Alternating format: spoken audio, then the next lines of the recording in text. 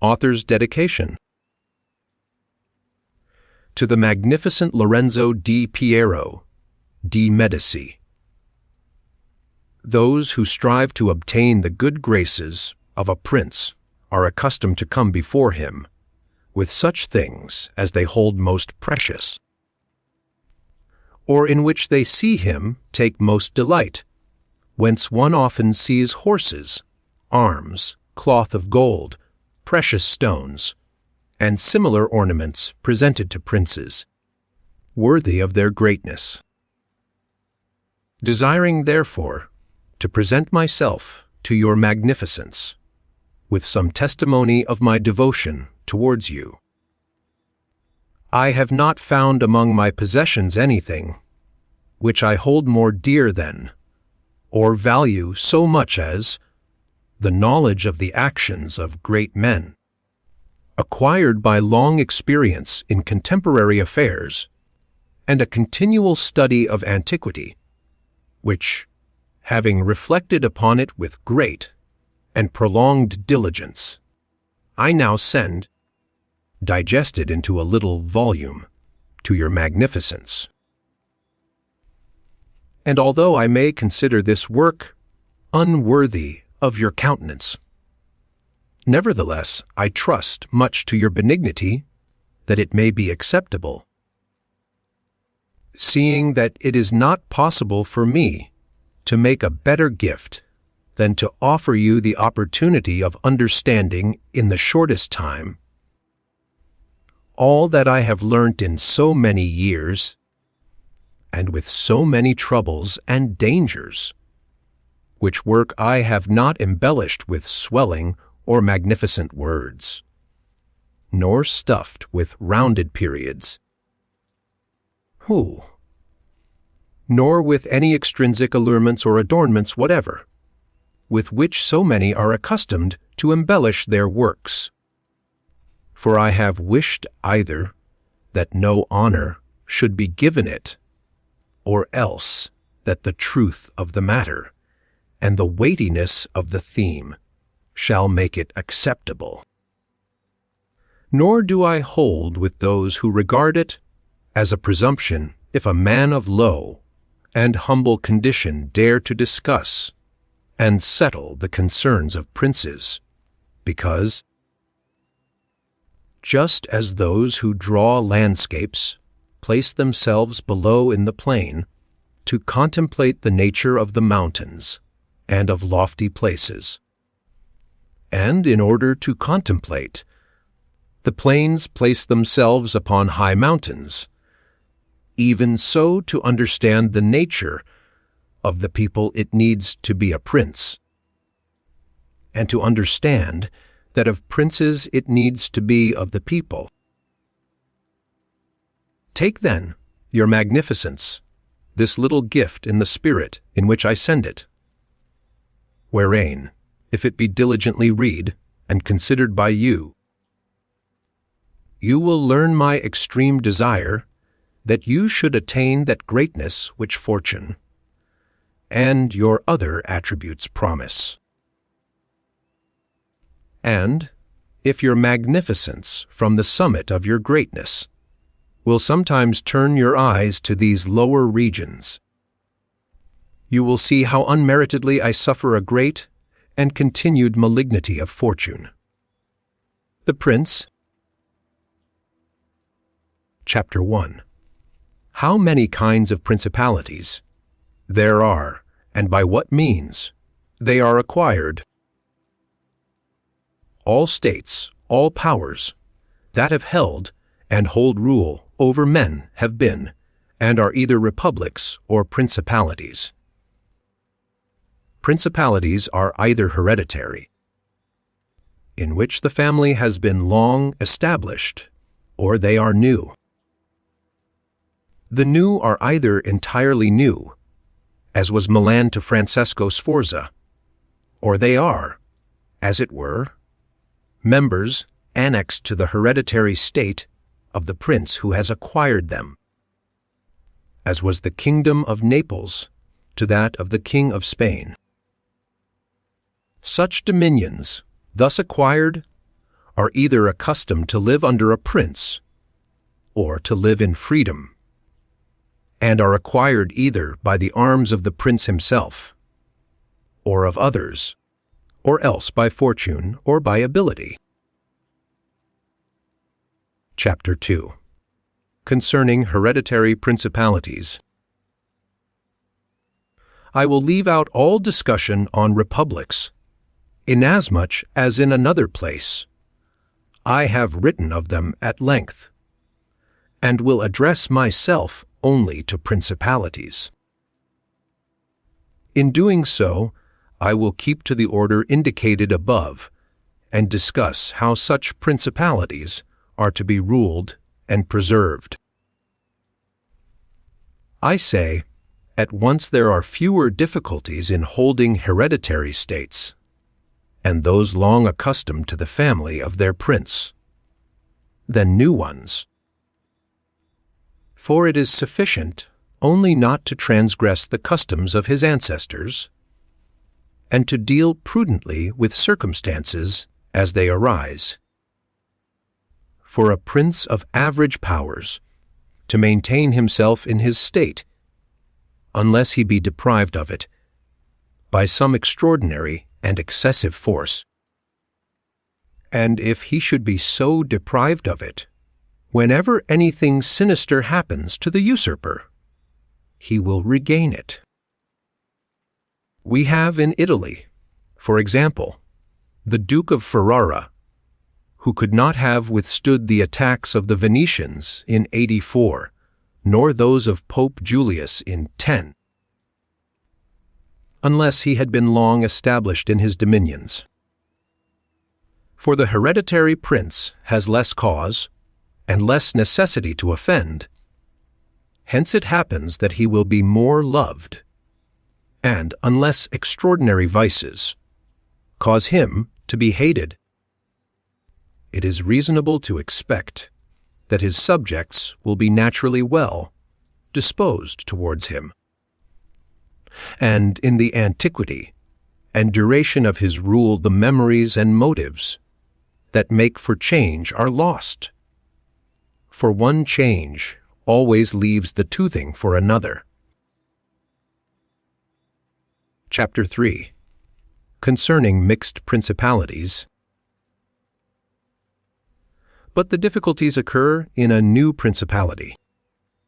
And firstly, if it be not entirely new, but is, as it were, a member of a state which, taken collectively, may be called composite.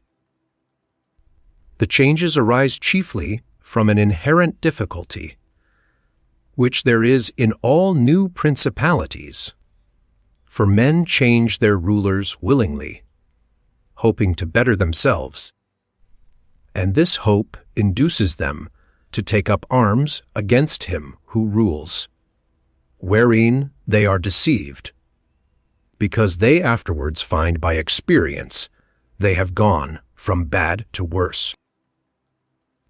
This follows also on another natural and common necessity, which always causes a new prince to burden those who have submitted to him with his soldiery, and with infinite other hardships which he must put upon his new acquisition. In this way you have enemies in all those whom you have injured in seizing that principality, and you are not able to keep those friends who put you there, because of your not being able to satisfy them in the way they expected. And you cannot take strong measures against them, feeling bound to them.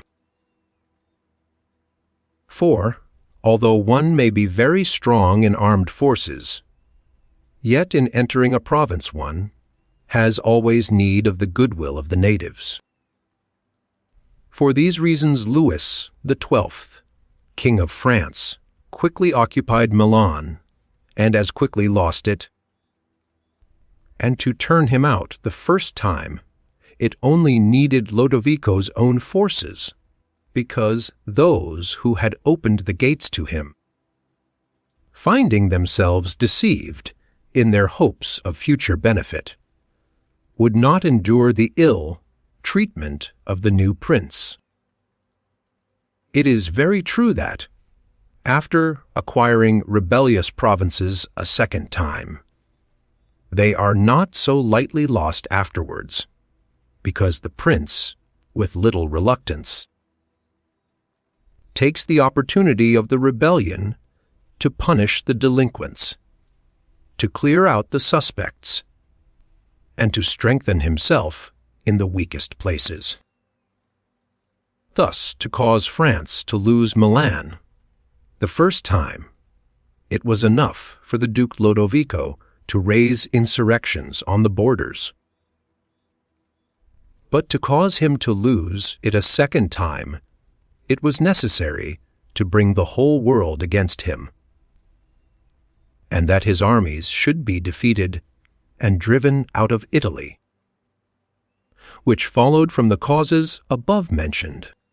Duke Lodovico was Lodovico Moro, a son of Francesco Sforza, who married Beatrice d'Este. He ruled over Milan from 1494 to 1500, and died in 1510. Nevertheless, Milan was taken from France both the first and the second time. The general reasons for the first have been discussed. It remains to name those for the second, and to see what resources he had, and what anyone in his situation would have had for maintaining himself more securely in his acquisition than did the King of France. Now I say that those dominions which, when acquired, are added to an ancient state by him who acquires them, are either of the same country and language, or they are not. When they are, it is easier to hold them, especially when they have not been accustomed to self-government. And to hold them securely, it is enough to have destroyed the family of the prince who was ruling them, because the two peoples, preserving in other things the old conditions, and not being unlike in customs, will live quietly together, as one has seen in Brittany, Burgundy, Gascony, and Normandy, which have been bound to France for so long a time. And, although there may be some difference in language, nevertheless the customs are alike, and the people will easily be able to get on amongst themselves. He who has annexed them, if he wishes to hold them, has only to bear in mind two considerations. The one, that the family of their former lord is extinguished. The other, that neither their laws nor their taxes are altered, so that in a very short time they will become entirely one body with the old principality. But when states are acquired in a country differing in language, customs, or laws, there are difficulties, and good fortune and great energy are needed to hold them.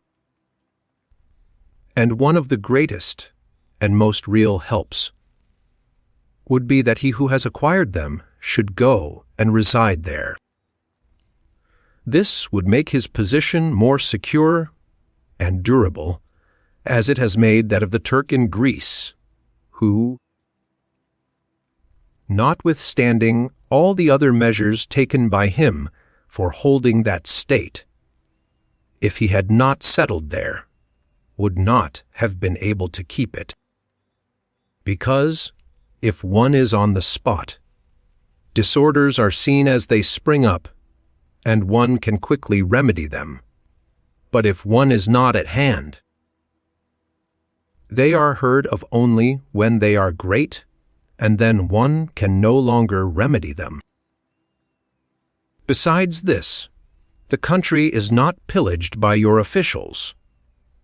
The the subjects are satisfied by prompt recourse to the prince.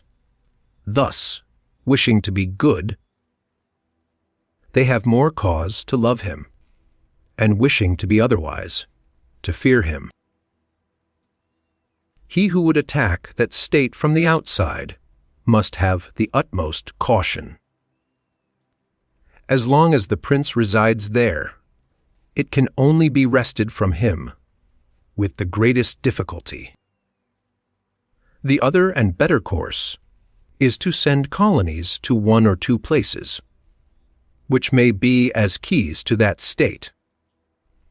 For it is necessary either to do this or else, to keep there a great number of cavalry and infantry. A prince does not spend much on colonies, for with little or no expense, he can send them out and keep them there. And he offends a minority only of the citizens from whom he takes lands and houses to give them to the new inhabitants, and those whom he offends, remaining poor and scattered, are never able to injure him, whilst the rest being uninjured are easily kept quiet, and at the same time are anxious not to err for fear it should happen to them, as it has to those who have been despoiled. In conclusion, I say that these colonies are not costly. They are more faithful.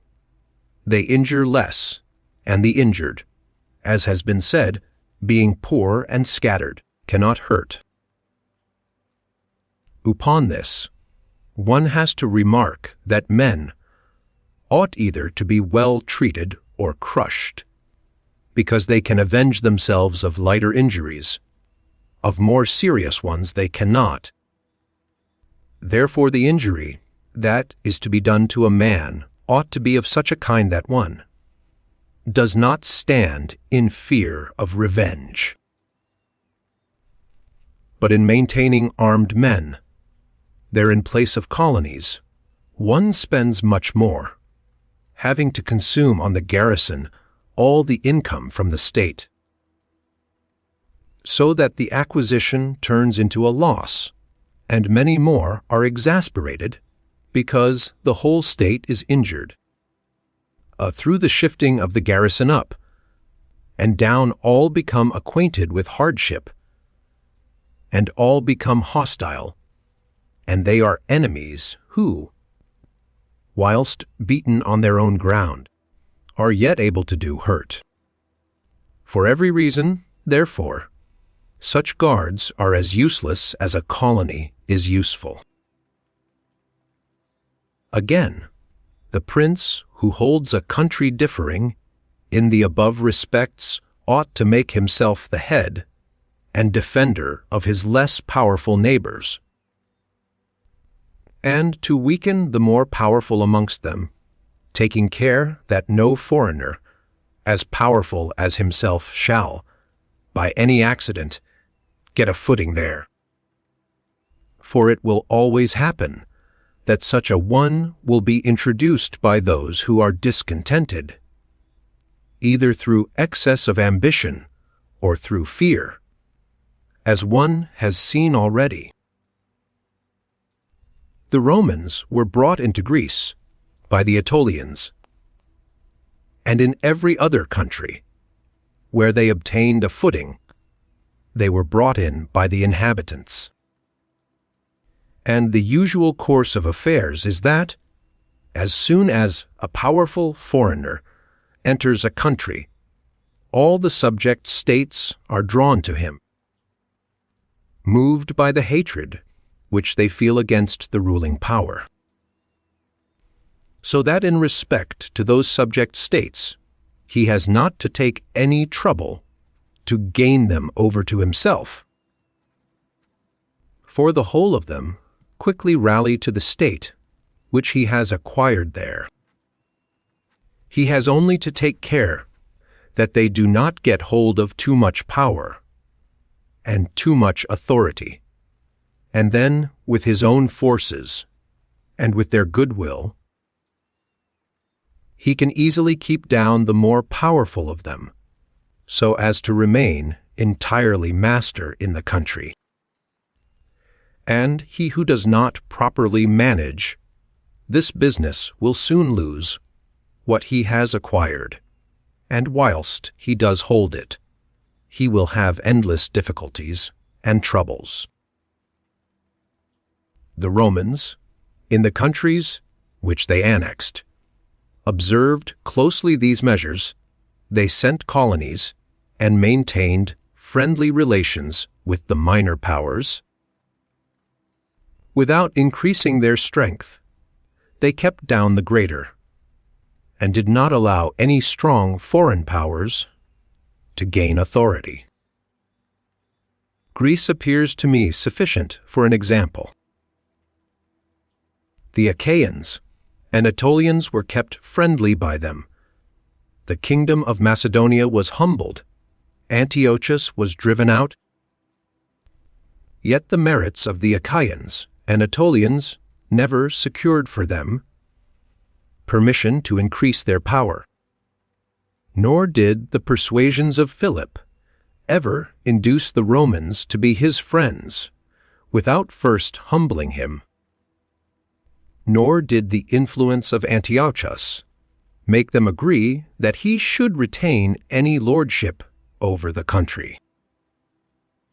Because the Romans did in these instances what all prudent princes ought to do, who have to regard not only present troubles, but also future ones, for which they must prepare with every energy, because, when foreseen, it is easy to remedy them. But if you wait until they approach, the medicine is no longer in time, because the malady has become incurable, for it happens in this, as the physicians say it happens in hectic fever, that, in the beginning of the malady, it is easy to cure, but difficult to detect. But in the course of time, not having been either detected or treated in the beginning, it becomes easy to detect, but difficult to cure. Thus it happens in affairs of state, for when the evils that arise have been foreseen, which it is only given to a wise man to seat, they can be quickly redressed. But when, through not having been foreseen, they have been permitted to grow in a way that everyone can see them, there is no longer a remedy. Therefore, the Romans, foreseeing troubles, dealt with them at once, and, even to avoid a war, would not let them come to a head. For they knew that war is not to be avoided, but is only to be put off to the advantage of others. Moreover, they wished to fight with Philip and Antiochus in Greece, so as not to have to do it in Italy. They could have avoided both, but this they did not wish. Nor did that ever please them, which is forever in the mouths of the wise ones of our time. Let us enjoy the benefits of the time, but rather the benefits of their own valor and prudence. For time drives everything before it, and is able to bring with it good as well as evil, and evil as well as good. See remark in the introduction on the word intratenere. But let us turn to France and inquire whether she has done any of the things mentioned. I will speak of Louis S., and not of Charles, as the one whose conduct is the better to be observed, he having held possession of Italy for the longest period. And you will see that he has done the opposite to those things, which ought to be done to retain a state composed of divers elements. Louis X7, King of France, the father of the people, born 1462, died 1515, Charles VI, King of France, born 1470, died 1498. King Louis was brought into Italy by the ambition of the Venetians, who desired to obtain half the state of Lombardy by his intervention. I will not blame the course taken by the king, because, wishing to get a foothold in Italy and having no friends there, seeing rather that every door was shut to him, owing to the conduct of Charles, he was forced to accept those friendships which he could get. And he would have succeeded very quickly in his design if in other matters he had not made some mistakes. The king, however, having acquired Lombardy, regained at once the authority which Charles had lost. Genoa yielded. The Florentines became his friends. The Marquess of Mantua, the Duke of Ferrara, the Bentivogli, my Lady of Forli, the Lords of Fanza, of Pesaro, of Rimini, of Camerino, of Piombino, the Luces, the Pisans, the Sienese. Everybody made advances to him to become his friend. Then could the Venetians realize the rashness of the course taken by them, which, in order that they might secure 2 towns in Lombardy, had made the king master of 2/3 of Italy. Let any one now consider with what little difficulty the king could have maintained his position in Italy, had he observed the rules above laid down, and kept all his friends secure and protected, for although they were numerous, they were both weak and timid, some afraid of the church, some of the Venetians. And thus they would always have been forced to stand in with him, and by their means he could easily have made himself secure against those who remained powerful. But he was no sooner in Milan than he did the contrary by assisting Pope Alexander to occupy the Romagna. It never occurred to him that by this action he was weakening himself, depriving himself of friends, and of those who had thrown themselves into his lap, whilst he aggrandized the church by adding much temporal power to the spiritual, thus giving it greater authority. And having committed this prime error, he was obliged to follow it up, so much so that, to put an end to the ambition of Alexander, and to prevent his becoming the master of Tuscany, he was himself forced to come into Italy. And, as if it were not enough to have aggrandized the church and deprived himself of friends, he, wishing to have the kingdom of Naples, divided it with the king of Spain, and where he was the prime arbiter, in Italy he takes an associate, so that the ambitious of that country and the malcontents of his own should have somewhere to shelter. And whereas he could have left in the kingdom his own pensioner as king, he drove him out to put one there who was able to drive him, Louis, out in turn. The wish to acquire is in truth very natural and common, and men always do so when they can, and for this they will be praised, not blamed. But when they cannot do so, yet wish to do so by any means, then there is folly and blame. Therefore, if France could have attacked Naples with her own forces, she ought to have done so. If she could not, then she ought not to have divided it. And if the partition which she made with the Venetians in Lombardy was justified by the excuse that, by it she got a foothold in Italy. This other partition merited blame, for it had not the excuse of that necessity. Therefore, Louis made these 5 errors. He destroyed the minor powers. He increased the strength of one of the greater powers in Italy. He brought in a foreign power.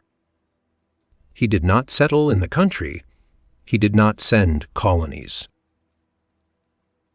Which errors, had he lived, were not enough to injure him, had he not made a 6th by taking away their dominions from the Venetians, because, had he not aggrandized the church, nor brought Spain into Italy, it would have been very reasonable and necessary to humble them. But having first taken these steps, he ought never to have consented to their ruin, for they, being powerful, would always have kept off others from designs on Lombardy, to which the Venetians would never have consented except to become masters themselves there. Also, because the others would not wish to take Lombardy from France in order to give it to the Venetians, and to run counter to both. They would not have had the courage. And if any one should say, King Louis yielded the Romagna to Alexander, and the kingdom to Spain to avoid war, I answer for the reasons given above that a blunder ought never to be perpetrated to avoid war, because it is not to be avoided, but is only deferred to your disadvantage. And, if another should allege the pledge which the king had given to the Pope, that he would assist him in the enterprise, in exchange for the dissolution of his marriage, and for the cap to ruin, to that I reply what I shall write later, on concerning the faith of princes, and how it ought to be kept. Louis Sexa divorced his wife, John, daughter of Louis XI, and married in 1499 Anne of Brittany, widow of Charles VA, in order to retain the Duchy of Brittany for the crown. The Archbishop of Rouen, he was Georges d'Amboise, created a cardinal by Alexander VI, born 1460, died 1510. Thus King Louis lost Lombardy by not having followed any of the conditions observed by those who have taken possession of countries and wish to retain them. Nor is there any miracle in this, but much that is reasonable and quite natural. And on these matters I spoke at Nantes with Rouen, when Valentino, as Caesar Borgia, the son of Pope Alexander, was usually called, occupied the Romagna. And on Cardinal Rouen observing to me that the Italians did not understand war, I replied to him that the French did not understand statecraft, meaning that otherwise they would not have allowed the Church to reach such greatness. And in fact, it has been seen that the greatness of the Church and of Spain and Italy has been caused by France, and her ruin may be attributed to them. From this a general rule is drawn which never or rarely fails, that he who is the cause of another becoming powerful is ruined, because that predominancy has been brought about either by astuteness or else by force, and both are distrusted by him who has been raised to power. Chapter 4. Why the kingdom of Darius, conquered by Alexander, did not rebel against the successors of Alexander at his death. considering the difficulties which men have had to hold to a newly acquired state. Some might wonder how.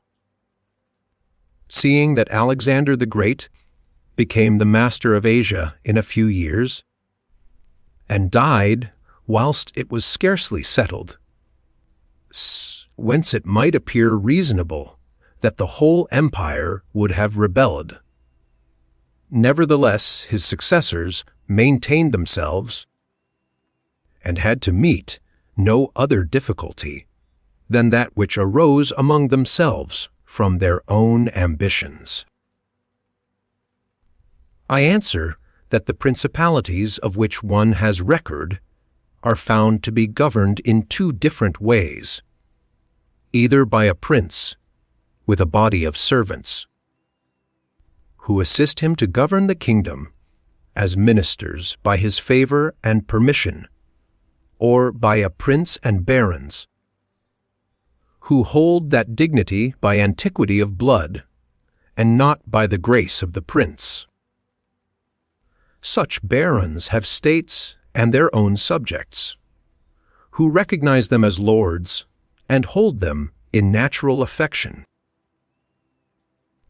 Those states that are governed by a prince and his servants hold their prince in more consideration, because in all the country there is no one who is recognized as superior to him, and if they yield obedience to another they do it, as to a minister and official, and they do not bear him any particular affection. The examples of these two governments in our time are the Turk and the King of France. The entire monarchy of the Turk is governed by one lord, the others are his servants, and, dividing his kingdom into sanjaks, he sends there different administrators, and shifts and changes them as he chooses. But the King of France is placed in the midst of an ancient body of lords, acknowledged by their own subjects, and beloved by them. They have their own prerogatives, nor can the king take these away except at his peril. Therefore, he who considers both of these states will recognize great difficulties in seizing the state of the Turk. But, once it is conquered, great ease in holding it. The causes of the difficulties in seizing the kingdom of the Turk are that the usurper cannot be called in by the princes of the kingdom, nor can he hope to be assisted in his designs by the revolt of those whom the Lord has around him. This arises from the reasons given above, for his ministers, being all slaves and bondmen, can only be corrupted with great difficulty, and one can expect little advantage from them when they have been corrupted, as they cannot carry the people with them, for the reasons assigned. Hence, he who attacks the Turk must bear in mind that he will find him united, and he will have to rely more on his own strength than on the revolt of others. But if once the Turk has been conquered and routed in the field in such a way that he cannot replace his armies, there is nothing to fear but the family of this prince, and of this being exterminated, there remains no one to fear, the others having no credit with the people. And as the conqueror did not rely on them before his victory, so he ought not to fear them after it. The contrary happens in kingdoms governed like that of France, because one can easily enter there by gaining over some baron of the kingdom, for one always finds malcontents and such as desire a change. Such men, for the reasons given, can open the way into the state and render the victory easy. But if you wish to hold it afterwards, you meet with infinite difficulties, both from those who have assisted you and from those you have crushed. Nor is it enough for you to have exterminated the family of the prince, because the lords that remain make themselves the heads of fresh movements against you. And as you are unable either to satisfy or exterminate them, that state is lost whenever time brings the opportunity. Now, if you will consider what was the nature of the government of Darius, you will find it similar to the kingdom of the Turk. And therefore, it was only necessary for Alexander first to overthrow him in the field, and then to take the country from him. After which victory, Darius being killed, the state remained secure to Alexander for the above reasons. And if his successors had been united, they would have enjoyed it securely and at their ease. For there were no tumults raised in the kingdom, except those they provoked themselves. But it is impossible to hold with such tranquility states, constituted like that of France. Hence arose those frequent rebellions against the Romans in Spain, France, and Greece, owing to the many principalities there were in these states, of which, as long as the memory of them endured, the Romans always held an insecure possession. But with the power and long continuance of the empire, the memory of them passed away, and the Romans then became secure possessors. And, when fighting afterwards amongst themselves, each one was able to attach to himself his own parts of the country, according to the authority he had assumed there. And the family of the former lord, being exterminated, none other than the Romans were acknowledged. When these things are remembered, no one will marvel at the ease with which Alexander held the empire of Asia, or at the difficulties which others have had to keep an acquisition, such as Pyrrhus and many more. This is not occasioned by the little or abundance of ability in the conqueror, but by the want of uniformity in the subject state. Chapter 5. Concerning the way to govern cities or principalities, which lived under their own laws before, they were annexed. Whenever those states, which have been acquired as stated, have been accustomed to live under their own laws and in freedom, there are three courses for those who wish to hold them. The first is to ruin them. The next is to reside there in person. Soon, the third is to permit them to live under their own laws, drawing a tribute and establishing within it an oligarchy, which will keep it friendly to you. Because such a government, being created by the prince, knows that it cannot stand without his friendship and interest, and does its utmost to support him. And therefore, he who would keep a city accustomed to freedom will hold it more easily by the means of its own citizens than in any other way. There are, for example, the Spartans and the Romans. The Spartans held Athens and Thebes, establishing there an oligarchy. Nevertheless, they lost them. The Romans, in order to hold Capua, Carthage, and Numantia, dismantled them, and did not lose them. They wished to hold Greece as the Spartans held it, making it free and permitting its laws, and did not succeed. So, to hold it, they were compelled to dismantle many cities in the country. For in truth, there is no safe way to retain them, otherwise than by ruining them. And he who becomes master of a city, accustomed to freedom, and does not destroy it, may expect to be destroyed by it.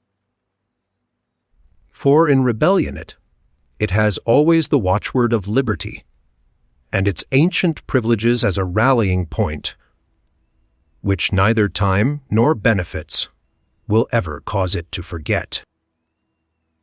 And whatever you may do or provide against, they never forget that name or their privileges, unless they are disunited or dispersed.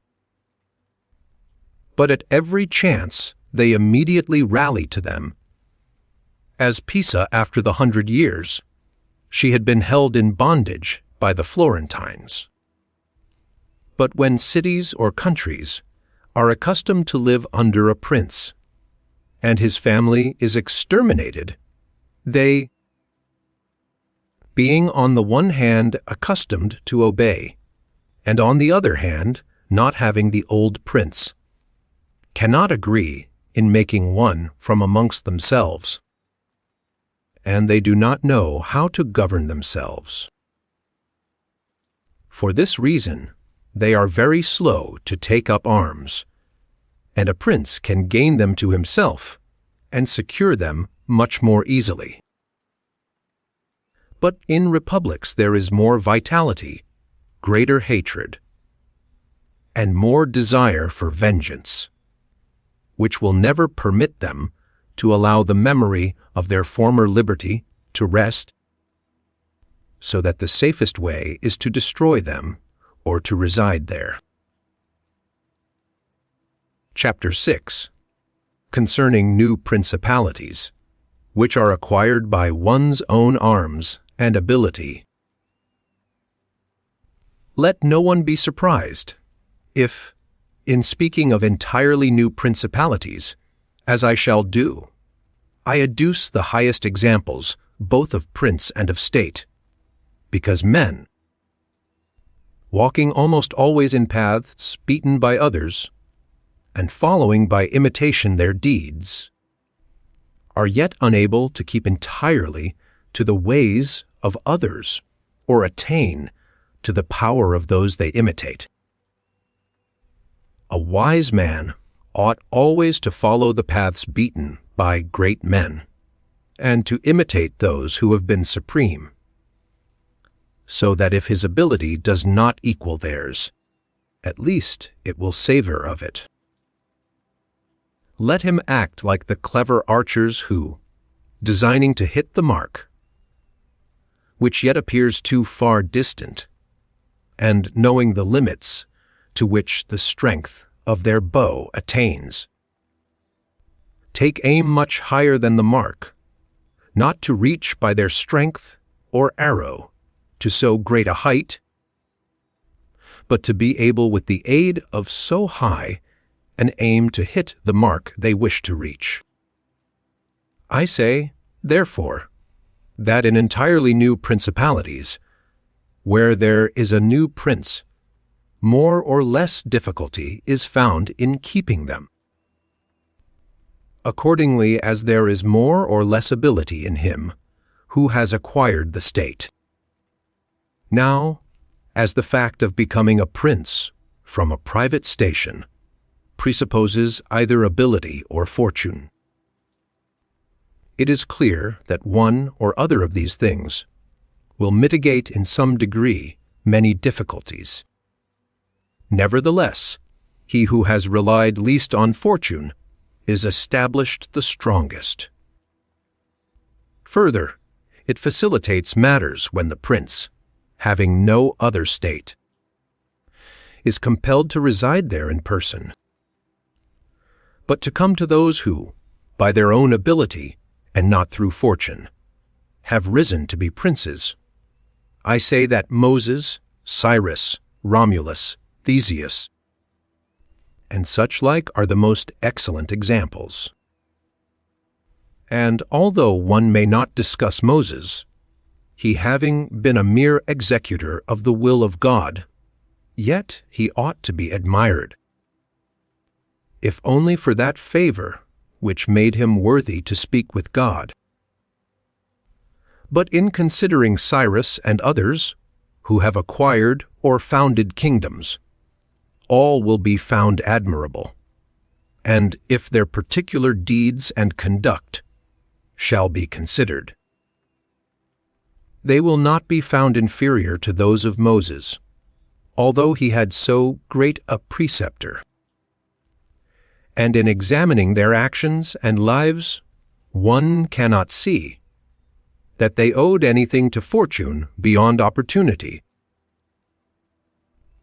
which brought them the material to mold into the form which seemed best to them. Without that opportunity their powers of mind would have been extinguished, and without those powers the opportunity would have come in vain.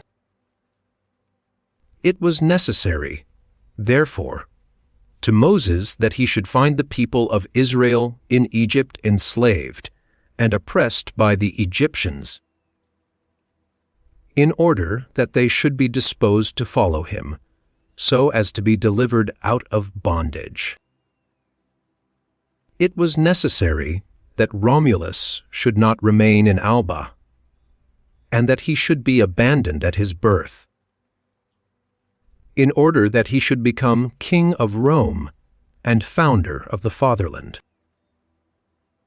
It was necessary that Cyrus should find the Persians discontented with the government of the Medes, and the Medes soft and effeminate through their long peace. Theseus could not have shown his ability had he not found the Athenians dispersed.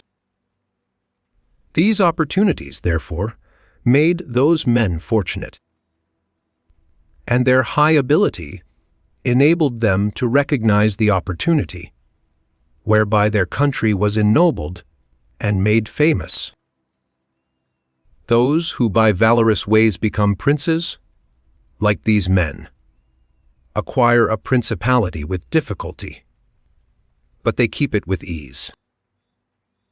The difficulties they have in acquiring it rise in part from the new rules and methods which they are forced to introduce to establish their government and its security. And it ought to be remembered that there is nothing more difficult to take in hand, more perilous to conduct, or more uncertain in its success, than to take the lead in the introduction of a new order of things. Because the innovator has for enemies all those who have done well under the old conditions. Others call men lukewarm defenders in those who may do well under the new. This coolness arises partly from fear of the opponents, who have the laws on their side, and partly from the incredulity of men, who do not readily believe in new things until they have had a long experience of them. Thus it happens that whenever those who are hostile have the opportunity to attack, they do it like partisans, whilst the others defend lukewarmly, in such wise that the prince is endangered along with them.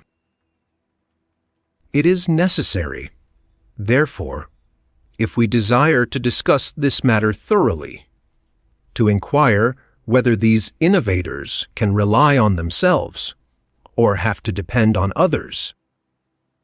That is to say, whether, to consummate their enterprise, have they to use prayers or can they use force?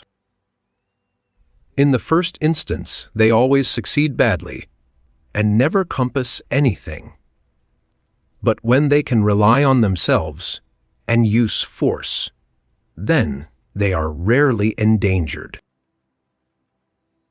Hence it is that all armed prophets have conquered, and the unarmed ones have been destroyed. Besides the reasons mentioned, the nature of the people is variable, and whilst it is easy to persuade them, it is difficult to fix them in that persuasion. And thus, it is necessary to take such measures that, when they believe no longer, it may be possible to make them believe by force. If Moses, Cyrus, Theseus, and Romulus had been unarmed, they could not have enforced their constitutions for long, as happened in our time to Fra Girolamo Savonarola, who was ruined with his new order of things. Immediately the multitude believed in him no longer, and he had no means of keeping steadfast those who believed, or of making the unbelievers to believe. Therefore, such as these have great difficulties in consummating their enterprise, for all their dangers are in the ascent, yet with ability they will overcome them. But when these are overcome, and those who envied them, their success, are exterminated, they will begin to be respected, and they will continue afterwards powerful, secure, honored, and happy. To these great examples, I wish to add a lesser one. Still it bears some resemblance to them, and I wish it to suffice me, for all of a like kindy. It is Hero the Syracusan. This man rose from a private station to be Prince of Syracuse, nor did he, either, owe anything to fortune, but opportunity, for the Syracusans, being oppressed, chose him for their captain. Afterwards he was rewarded by being made their prince. He was of so great ability, even as a private citizen, that one who writes of him says, he wanted nothing but a kingdom to be a king. This man abolished the old soldiery, organized the new, gave up old alliances, made new ones, and as he had his own soldiers and allies, on such foundations he was able to build any edifice thus. Whilst he had endured much trouble in acquiring, he had but little in keeping. Hero II, born about 307 BC, died 216 BC. Chapter 7. Concerning new principalities, which are acquired either by the arms of others or by good fortune. Those who solely by good fortune become princes from being private citizens have little trouble in rising, but much in keeping atop. They have not any difficulties on the way up, because they fly, but they have many when they reach the summit. Such are those to whom some state is given either for money or by the favor of him who bestows it, as happened to many in Greece. In the cities of Ionia and of the Hellespont, where princes were made by Darius, in order that they might hold the cities, both for his security and his glory, as also were those emperors, who, by the corruption of the soldiers, from being citizens came to empire. Such stand simply elevated upon the goodwill and the fortune of him who has elevated them to most inconstant and unstable things. Neither have they the knowledge requisite for the position, because, unless they are men of great worth and ability, it is not reasonable to expect that they should know how to command, having always lived in a private condition. Besides, they cannot hold it, because they have not forces which they can keep friendly and faithful. States that rise unexpectedly, then, like all other things in nature, which are born and grow rapidly, cannot leave their foundations and correspondencies fixed in such a way that the first storm will not overthrow them, unless, as is said, those who unexpectedly become princes are men of so much ability that they know they have to be prepared at once to hold that which fortune has thrown into their laps, and that those foundations which others have laid before they became princes, they must lay afterwards. Liberate e correspondens. Their roots, i.e. foundations, and correspondencies or relations with other states, a common meaning of correspondence, and correspondency in the 16th and 17th centuries.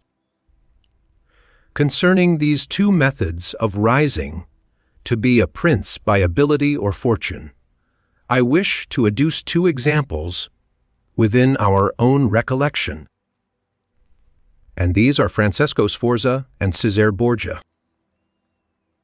Francesco, by proper means and with great ability, from being a private person rose to be Duke of Milan, and that which he had acquired with 1,000 anxieties, he kept with little trouble. On the other hand, Cesare Borgia, called by the people Duke Valentino, acquired his state during the ascendancy of his father, and on its decline he lost it. Notwithstanding that he had taken every measure and done all that ought to be done by a wise and able man to fix firmly his roots in the states which the arms and fortunes of others had bestowed on him. Francesco Sforza, born 1401, died 1466. He married Bianca Maria Visconti, a natural daughter of Filippo Visconti, the Duke of Milan, on whose death he procured his own elevation to the duchy. Machiavelli was the accredited agent of the Florentine Republic to Cesare Borgia. 1478-107, during the transactions which led up to the assassinations of the Orsini and Vitelli at Sinigalia. And along with his letters to his chiefs in Florence, he has left an account, written 10 years before the prince, of the proceedings of the Duke in his Discretion del modo tenuto dal Duca, Valentino nello Amazer Vitaloso Vitelli, etc., a translation of which is appended to the present work. Because, as is stated above, he who has not first laid his foundations may be able with great ability to lay them afterwards, but they will be laid with trouble to the architect and danger to the building. If, therefore, all the steps taken by the Duke be considered, it will be seen that he laid solid foundations for his future power. And I do not consider it superfluous to discuss them, because I do not know what better precepts to give a new prince than the example of his actions, and if his dispositions were of no avail, that was not his fault, but the extraordinary and extreme malignity of fortune. Alexander VI, in wishing to aggrandize the Duke, his son, had many immediate and prospective difficulties.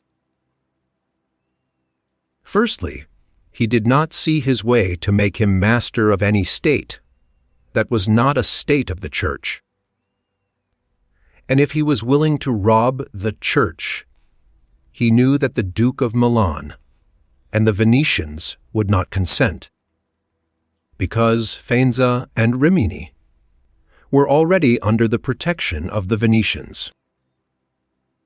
Besides this, he saw the arms of Italy, especially those by which he might have been assisted, in hands that would fear the aggrandizement of the Pope, namely, the Orsini and the Clemency and their following. It behoved him, therefore, to upset this state of affairs and embroil the powers, so as to make himself securely master of part of their states. This was easy for him to do, because he found the Venetians, moved by other reasons, inclined to bring back the French into Italy. He would not only not oppose this, but he would render it more easy by dissolving the former marriage of King Louis. Therefore the king came into Italy with the assistance of the Venetians and the consent of Alexander. He was no sooner in Milan than the Pope had soldiers from him for the attempt on the Romagna, which yielded to him on the reputation of the king. The Duke, therefore, having acquired the Romagna and beaten the Clemency, while wishing to hold that and to advance further, was hindered by two things. The one, his forces did not appear loyal to him. The other, the goodwill of France, that is to say, he feared that the forces of the Orsini, which he was using, would not stand to him, that not only might they hinder him from winning more, but might themselves seize what he had won, and that the king might also do the same. Of the Orsini he had a warning when, after taking Faenza and attacking Bologna, he saw them go very unwillingly to that attack. And as to the king, he learned his mind when he himself, after taking the duchy of Urbino, attacked Tuscany, and the king made him desist from that undertaking. Hence the Duke decided to depend no more upon the arms and the luck of others. For the first thing, he weakened the Orsini and Clemency parties in Rome, by gaining to himself all their adherents who were gentlemen, making them his gentlemen, giving them good pay and according to their rank, honoring them with office and command in such a way that in a few months all attachment to the factions was destroyed and turned entirely to the Duke. After this he awaited an opportunity to crush the Orsini, having scattered the adherents of the Colonna house. This came to him soon, and he used it well, for the Orsini, perceiving at length that the aggrandizement of the Duke and the Church was ruin to them, called a meeting of the Magian in Perugia. From this sprung the rebellion at Urbino and the tumults in the Romagna, with endless dangers to the Duke, all of which he overcame with the help of the French. Having restored his authority, not to leave it at risk by trusting either to the French or other outside forces, he had recourse to his wiles. And he knew so well how to conceal his mind that, by the mediation of Signor Pagolo, whom the Duke did not fail to secure with all kinds of attention, giving him money, apparel, and horses, the Orsini were reconciled, so that their simplicity brought them into his power at Sinigalia. having exterminated the leaders and turned their partisans into his friends, the Duke laid sufficiently good foundations to his power. Having all the Romagna and the Duchy of Urbino, and the people now beginning to appreciate their prosperity, he gained them all over to himself. And as this point is worthy of notice, and to be imitated by others, I am not willing to leave it out. Sinigalia, 31st December, 1502. When the Duke occupied the Romagna, he found it under the rule of weak masters, who rather plundered their subjects than ruled them, and gave them more cause for disunion than for union, so that the country was full of robbery, quarrels, and every kind of violence, and so, a wishing to bring back peace and obedience to authority, he considered it necessary to give it a good governor. Thereupon he promoted Messer Ramiro d'Orco, a swift and cruel man, to whom he gave the fullest power. This man in a short time restored peace and unity with the greatest success. Afterwards the Duke considered that it was not advisable to confer such excessive authority, for he had no doubt but that he would become odious. So he set up a court of judgment in the country, under a most excellent president, wherein all cities had their advocates. And because he knew that the past severity had caused some hatred against himself, so, to clear himself in the minds of the people, and gain them entirely to himself, he desired to show that, if any cruelty had been practiced, it had not originated with him, but in the natural sternness of the minister. Under this pretense he took Ramiro, and one morning caused him to be executed and left on the piazza at Cesena with the block and a bloody knife at his side. The barbarity of this spectacle caused the people to be at once satisfied and dismayed. Ramiro d'Orco. Ramiro de Lorqua. But let us return whence we started. I say that the Duke, finding himself now sufficiently powerful, and partly secured from immediate dangers, by having armed himself in his own way, and having in a great measure crushed those forces in his vicinity that could injure him if he wished to proceed with his conquest, had next to consider France, for he knew that the king, who too late was aware of his mistake, would not support him.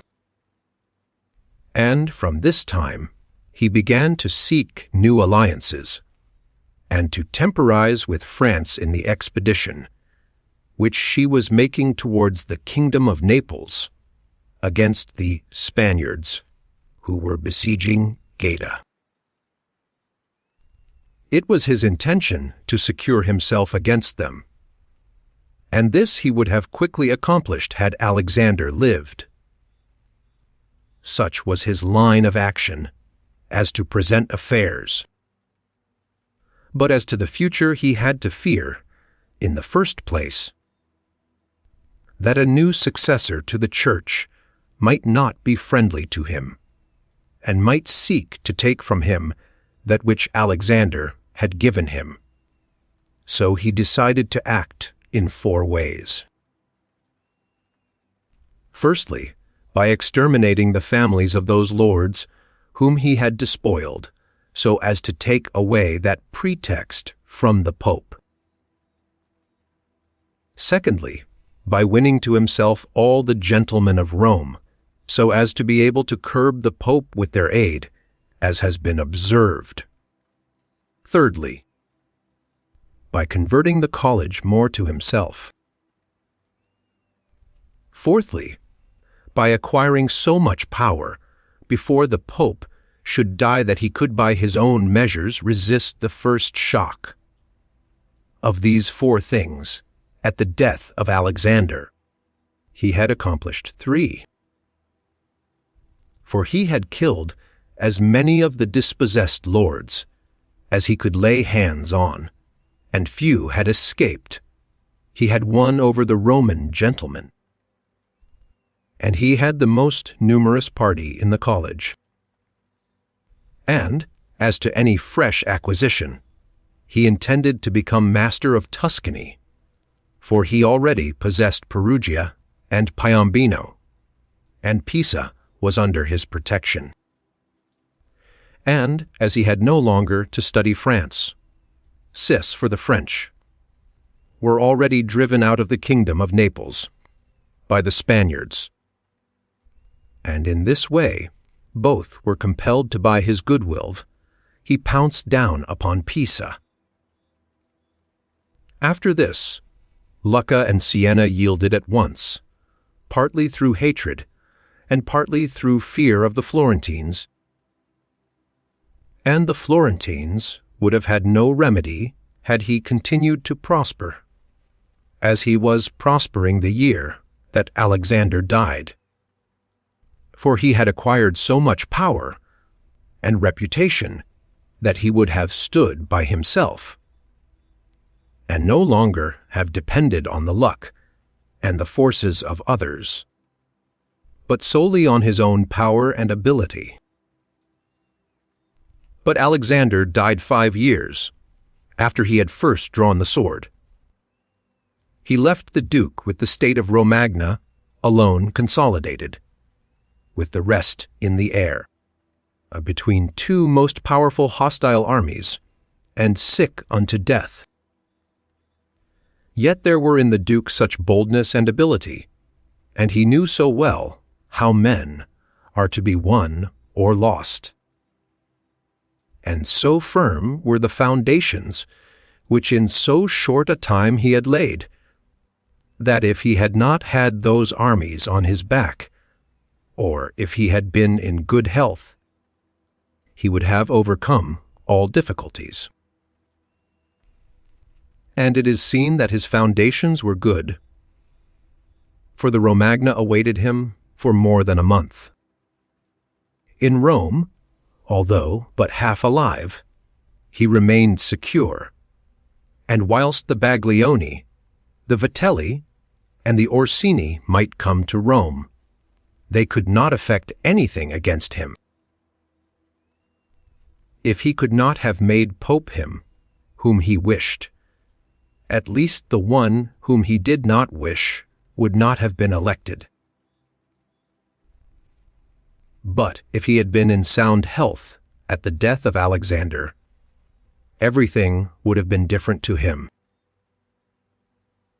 On the day that Julius II was elected, he told me that he had thought of everything that might occur at the death of his father, and had provided a remedy for all, except that he had never anticipated that, when the death did happen, he himself would be on the point to die. Alexander VI died of fever, 18th August, 1503. Julius Sicina was Giuliano della Rovere, Cardinal of San Pietro at Vincula, born 1443, died 1513. When all the actions of the Duke are recalled, I do not know how to blame him, but rather it appears to be, as I have said, that I ought to offer him for imitation to all those who, by the fortune or the arms of others, are raised to government, because he, having a lofty spirit and far-reaching aims, could not have regulated his conduct otherwise, and only the shortness of the life of Alexander and his own sickness frustrated his designs. Therefore, he who considers it necessary to secure himself in his new principality, to win friends, to overcome either by force or fraud, to make himself beloved and feared by the people, to be followed and revered by the soldiers, to exterminate those who have power or reason to hurt him, to change the old order of things for new, to be severe and gracious, magnanimous and liberal, to destroy a disloyal soldiery, and to create new, to maintain friendship with kings and princes in such a way that they must help him with zeal and offend with caution. Cannot find a more lively example than the actions of this man. Only can he be blamed for the election of Julius II, in whom he made a bad choice, because, as is said, not being able to elect a pope to his own mind, he could have hindered any other from being elected pope, and he ought never to have consented to the election of any cardinal whom he had injured, or who had cause to fear him if they became pontiffs. For men injure either from fear or hatred. Those whom he had injured, amongst others, were San Pietro ad Vincula, Colonna, San Giorgio, and Ascanio. The rest, in becoming pope, had to fear him, ruin and the Spaniards accepted, the latter from their relationship and obligations, the former from his influence. The kingdom of France having relations with him. Therefore, above everything, the Duke ought to have created a Spaniard pope, and, failing him, he ought to have consented to ruin, and not San Pietro ad Vincula. He who believes that new benefits will cause great personages to forget old injuries is deceived. Therefore, the Duke erred in his choice, and it was the cause of his ultimate ruin. San Giorgio is Raffaello Rierio. Ascanio is Ascanio Sforza. Chapter 8. Concerning those who have obtained a principality by wickedness. Although a prince may rise from a private station in two ways, neither of which can be entirely attributed to fortune or genius, yet it is manifest to me that I must not be silent on them, although one could be more copiously treated when I discuss republics. These methods are when, either by some wicked or nefarious ways, one ascends to the principality, or when by the favor of his fellow citizens a private person becomes the prince of his country. And speaking of the first method, it will be illustrated by two examples, one ancient, the other modern, and without entering further into the subject. I consider these two examples will suffice those who may be compelled to follow them. Agathocles, the Sicilian, became king of Syracuse not only from a private, but from a low and abject position.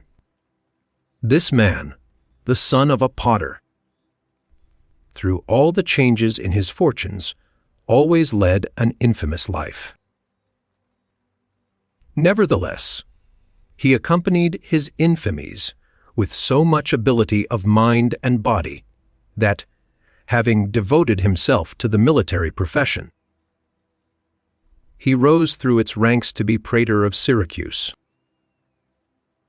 Being established in that position, and having deliberately resolved to make himself prince, and to seize by violence, without obligation to others, that which had been conceded to him by assent, he came to an understanding for this purpose with Amilcar, the Carthaginian, who, with his army, was fighting in Sicily. One morning he assembled the people and the Senate of Syracuse, as if he had to discuss with them things relating to the Republic. And at a given signal the soldiers killed all the senators and the richest of the people. These dead, he seized and held the princedom of that city without any civil commotion. And although he was twice routed by the Carthaginians and ultimately besieged, yet not only was he able to defend his city, but leaving part of his men for its defense. With the others he attacked Africa, and in a short time raised the siege of Syracuse. The Carthaginians, reduced to extreme necessity, were compelled to come to terms with Agathocles, and, leaving Sicily to him, had to be content with the possession of Africa. Agathocles the Sicilian, born 361 BC, died 289 BC. Therefore, he who considers the actions and the genius of this man will see nothing, or little, which can be attributed to fortune, inasmuch as he attained pre-eminence. As is shown above, not by the favor of any one, but step by step in the military profession, which steps were gained with 1,000 troubles and perils, and were afterwards boldly held by him with many hazardous dangers. Yet it cannot be called talent to slay fellow citizens, to deceive friends, to be without faith, without mercy, without religion. Such methods may gain empire, but not glory. Still, if the courage of Agathocles in entering into and extricating himself from dangers be considered, together with his greatness of mind in enduring and overcoming hardships, it cannot be seen why he should be esteemed less than the most notable captain. Nevertheless, his barbarous cruelty and inhumanity, with infinite wickedness, do not permit him to be celebrated among the most excellent men. What he achieved cannot be attributed either to fortune or genius. In our times, during the rule of Alexander VI, Oliverado da Fermo, having been left an orphan many years before, was brought up by his maternal uncle, Giovanni Fogliani, and in the early days of his youth, sent to fight under Pagolo Vitelli, that, being trained under his discipline, he might attain some high position in the military profession. After Pagolo died, he fought under his brother Vitellozzo, and in a very short time, being endowed with wit and a vigorous body and mind, he became the first man in his profession. But it appearing a paltry thing to serve under others, he resolved, with the aid of some citizens of Fermo, to whom the slavery of their country was dearer than its liberty, and with the help of the Vitelleschi, to seize Fermo. So he wrote to Giovanni Fogliani that, having been away from home for many years, he wished to visit him and his city, and in some measure to look upon his patrimony. And although he had not labored to acquire anything except honor, yet, in order that the citizens should see, he had not spent his time in vain. But he desired to come honorably, so would be accompanied by 100 horsemen, his friends and retainers.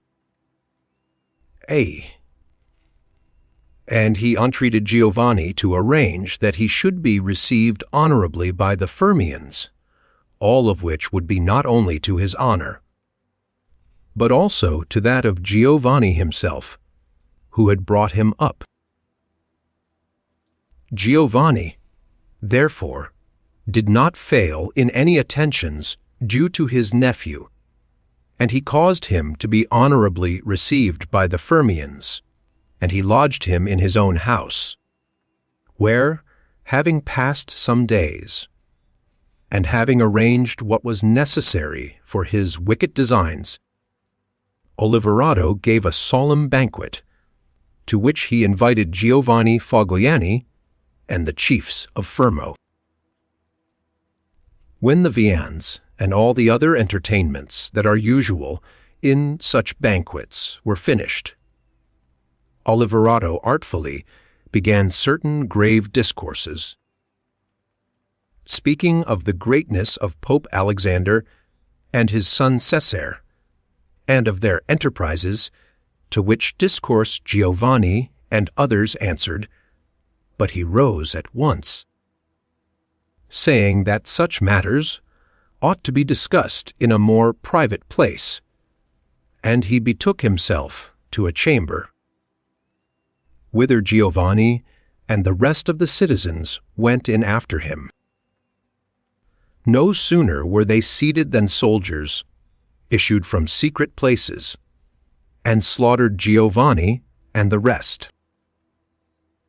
After these murders, Oliverato, mounted on horseback, rode up and down the town, and besieged the chief magistrate in the palace, so that in fear the people were forced to obey him, and to form a government, of which he made himself the prince. He killed all the malcontents who were able to injure him, and strengthened himself with new civil and military ordinances, in such a way that, in the year during which he held the Principality, not only was he secure in the city of Fermo, but he had become formidable to all his neighbors, and his destruction would have been as difficult as that of Agathocles, if he had not allowed himself to be overreached by Cesare Borgia, who took him with the Orsini and Vitelli at Sinigalia, as was stated above. Thus 1 year after he had committed this parricide, he was strangled together with Vitellozzo, whom he had made his leader in valor and wickedness. Some may wonder how it can happen that Agathocles, and his like, after infinite treacheries and cruelties, should live for long secure in his country, and defend himself from external enemies, and never be conspired against by his own citizens, seeing that many others, by means of cruelty, have never been able, even in peaceful times, to hold the state, still less in the doubtful times of war. I believe that this follows from severities being badly or properly used. Those may be called properly used, if of evil it is possible to speak well, that are applied at one blow and are necessary to one's security, and that are not persisted in afterwards, unless they can be turned to the advantage of the subjects. The badly employed are those which, notwithstanding they may be few in the commencement, multiply with time rather than decrease. Those who practice the first system are able, by aid of God or man, to mitigate in some degree their rule, as Agathocles did. It is impossible for those who follow the other to maintain themselves. Mr. Bird suggests that this word probably comes near the modern equivalent of Machiavelli's thought when he speaks of crudelta, than the more obvious cruelties. Hence it is to be remarked that, in seizing a state, the usurper ought to examine closely into all those injuries which it is necessary for him to inflict, others to do them all at one stroke, so as not to have to repeat them daily. And thus, by not unsettling men, he will be able to reassure them and win them to himself by benefits. He who does otherwise, either from timidity or evil advice, is always compelled to keep the knife in his hand. Neither can he rely on his subjects, nor can they attach themselves to him, owing to their continued and repeated wrongs. For injuries ought to be done all at one time, so that, being tasted less, they offend less. Benefits ought to be given little by little, so that the flavor of them may last longer. And above all things, a prince ought to live amongst his people in such a way that no unexpected circumstances, whether of good or evil, shall make him change. Because if the necessity for this comes in troubled times, you are too late for harsh measures, and mild ones will not help you, for they will be considered as forced from you, and no one will be under any obligation to you for them. Chapter 9. Concerning a civil principality. But coming to the other point, where a leading citizen becomes the prince of his country, not by wickedness or any intolerable violence, but by the favor of his fellow citizens, this may be called a civil principality, nor is genius or fortune altogether necessary to attain to it, but rather a happy shrewdness. I say, then, that such a principality is obtained either by the favor of the people or by the favor of the nobles.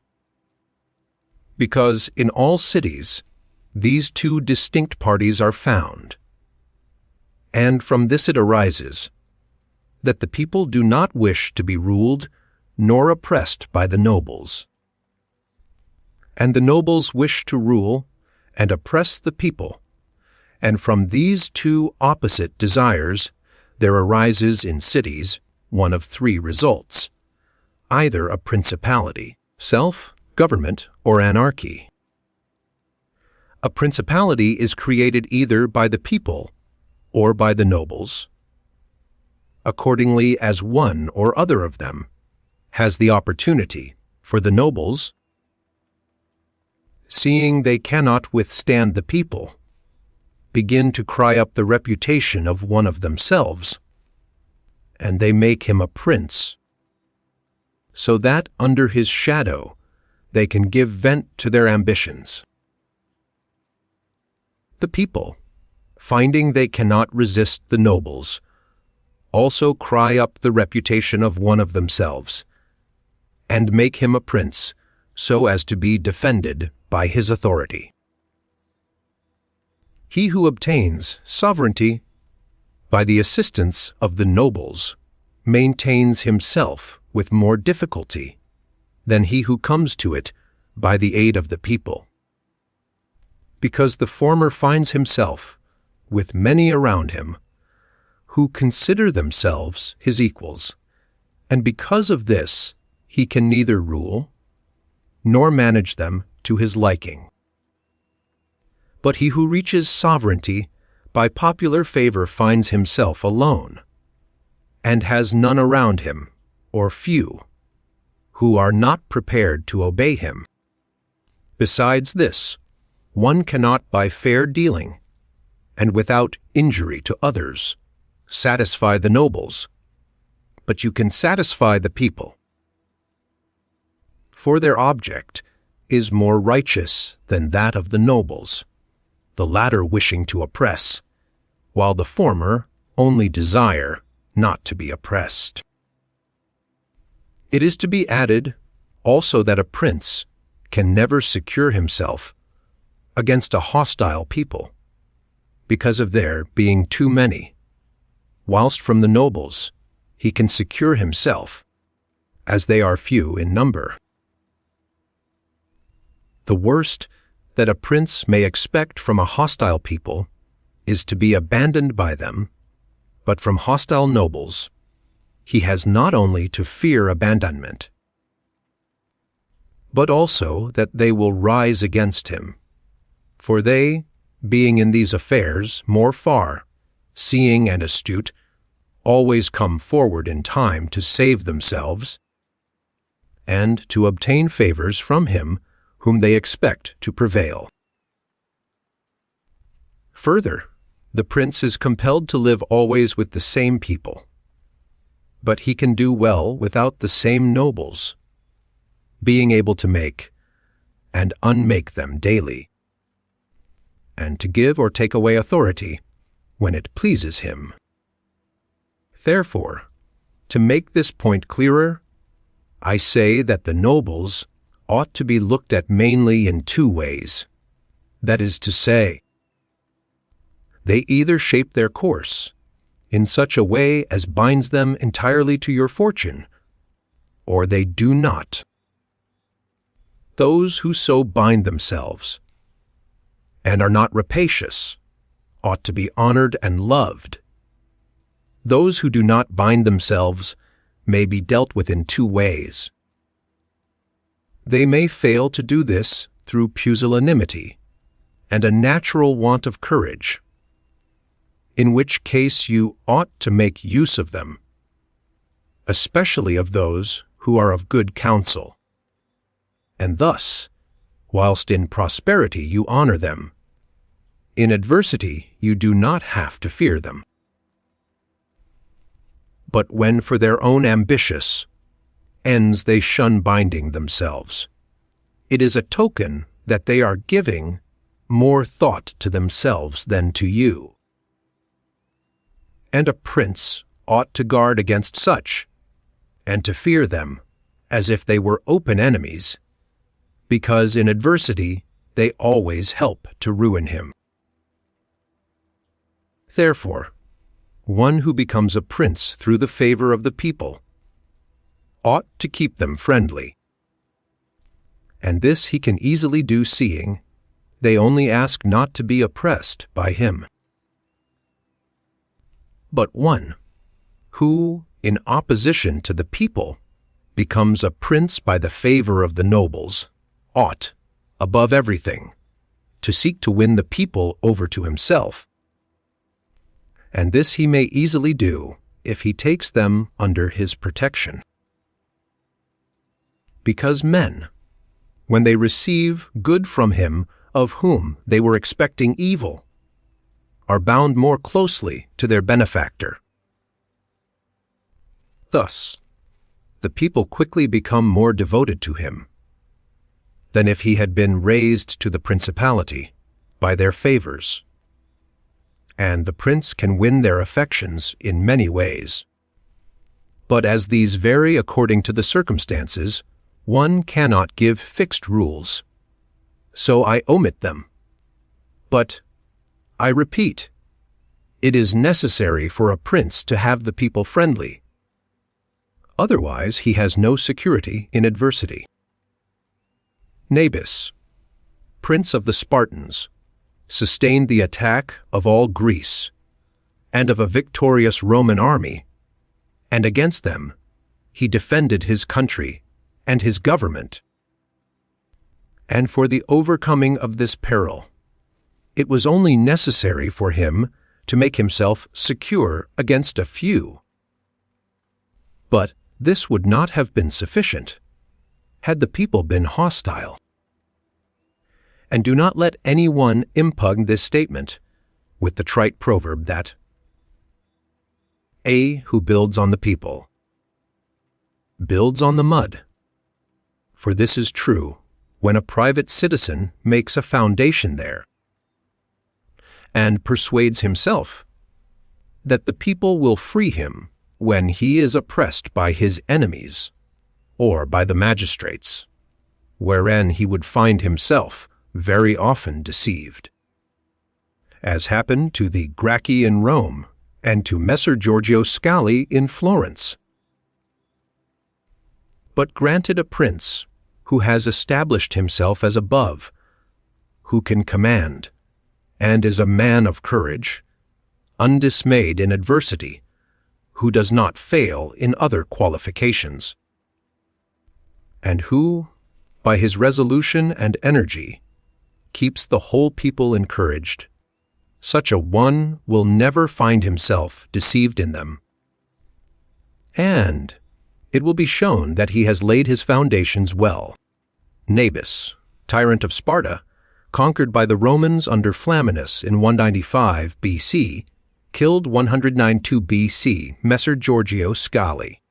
This event is to be found in Machiavelli's Florentine History, Book a third.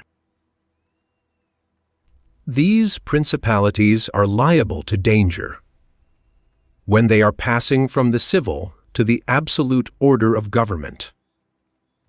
For such princes either rule personally or through magistrates. In the latter case, their government is weaker and more insecure, because it rests entirely on the goodwill of those citizens who are raised to the magistracy, and who, especially in troubled times, can destroy the government with great ease, either by intrigue or open defiance.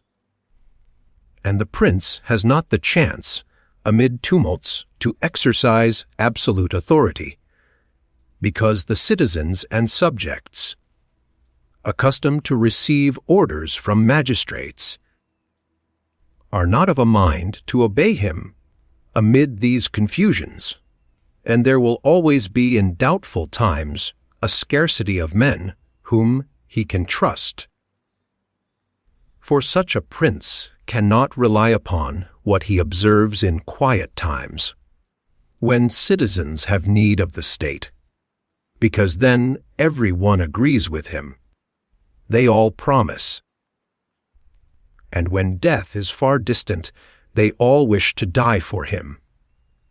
But in troubled times, when the state has need of its citizens, then he finds but few. And so much the more is this experiment dangerous, inasmuch as it can only be tried once. Therefore, a wise prince ought to adopt such a course that his citizens will always in every sort and kind of circumstance have need of the state and of him, and then he will always find them faithful. Chapter 10. Concerning the way in which the strength of all principalities ought to be measured. It is necessary to consider another point in examining the character of these principalities. That is, whether a prince has such power that, in case of need, he can support himself with his own resources, or whether he has always need of the assistance of others. And, to make this quite clear, I say that I consider those who are able to support themselves by their own resources, who can, either by abundance of men or money, raise a sufficient army to join battle against any one who comes to attack them. And I consider those always to have need of others who cannot show themselves against the enemy in the field, but are forced to defend themselves by sheltering behind walls. The first case has been discussed, but we will speak of it again should it recur. In the second case, one can say nothing except to encourage such princes to provision and fortify their towns, and not on any account to defend the country. And whoever shall fortify his town well, and shall have managed the other concerns of his subjects in the way stated above, and to be often repeated, will never be attacked without great caution, for men are always adverse to enterprises where difficulties can be seen. And it will be seen not to be an easy thing to attack one who has his town well fortified and is not hated by his people. The cities of Germany are absolutely free. They own but little country around them, and they yield obedience to the emperor when it suits them. Nor do they fear this, or any other power they may have near them, because they are fortified in such a way that every one thinks the taking of them by assault would be tedious and difficult, seeing they have proper ditches and walls. They have sufficient artillery, and they always keep in public depots enough for 1 year's eating, drinking, and firing. And beyond this, to keep the people quiet and without loss to the state. They always have the means of giving work to the community in those labors that are the life and strength of the city, and on the pursuit of which the people are supported. They also hold military exercises in repute, and moreover have many ordinances to uphold them. Therefore, a prince who has a strong city, and had not made himself odious, will not be attacked, or if any one should attack, he will only be driven off with disgrace. Again, because that the affairs of this world are so changeable, it is almost impossible to keep an army a whole year in the field without being interfered with. And whoever should reply, if the people have property outside the city, and see it burnt, they will not remain patient, and the long siege and interest will make them forget their prince. To this, I answer that a powerful and courageous prince will overcome all such difficulties by giving at one time hope to his subjects that the evil will not be for long. At another time, fear of the cruelty of the enemy, then preserving himself adroitly from those subjects who seem to him to be too bold.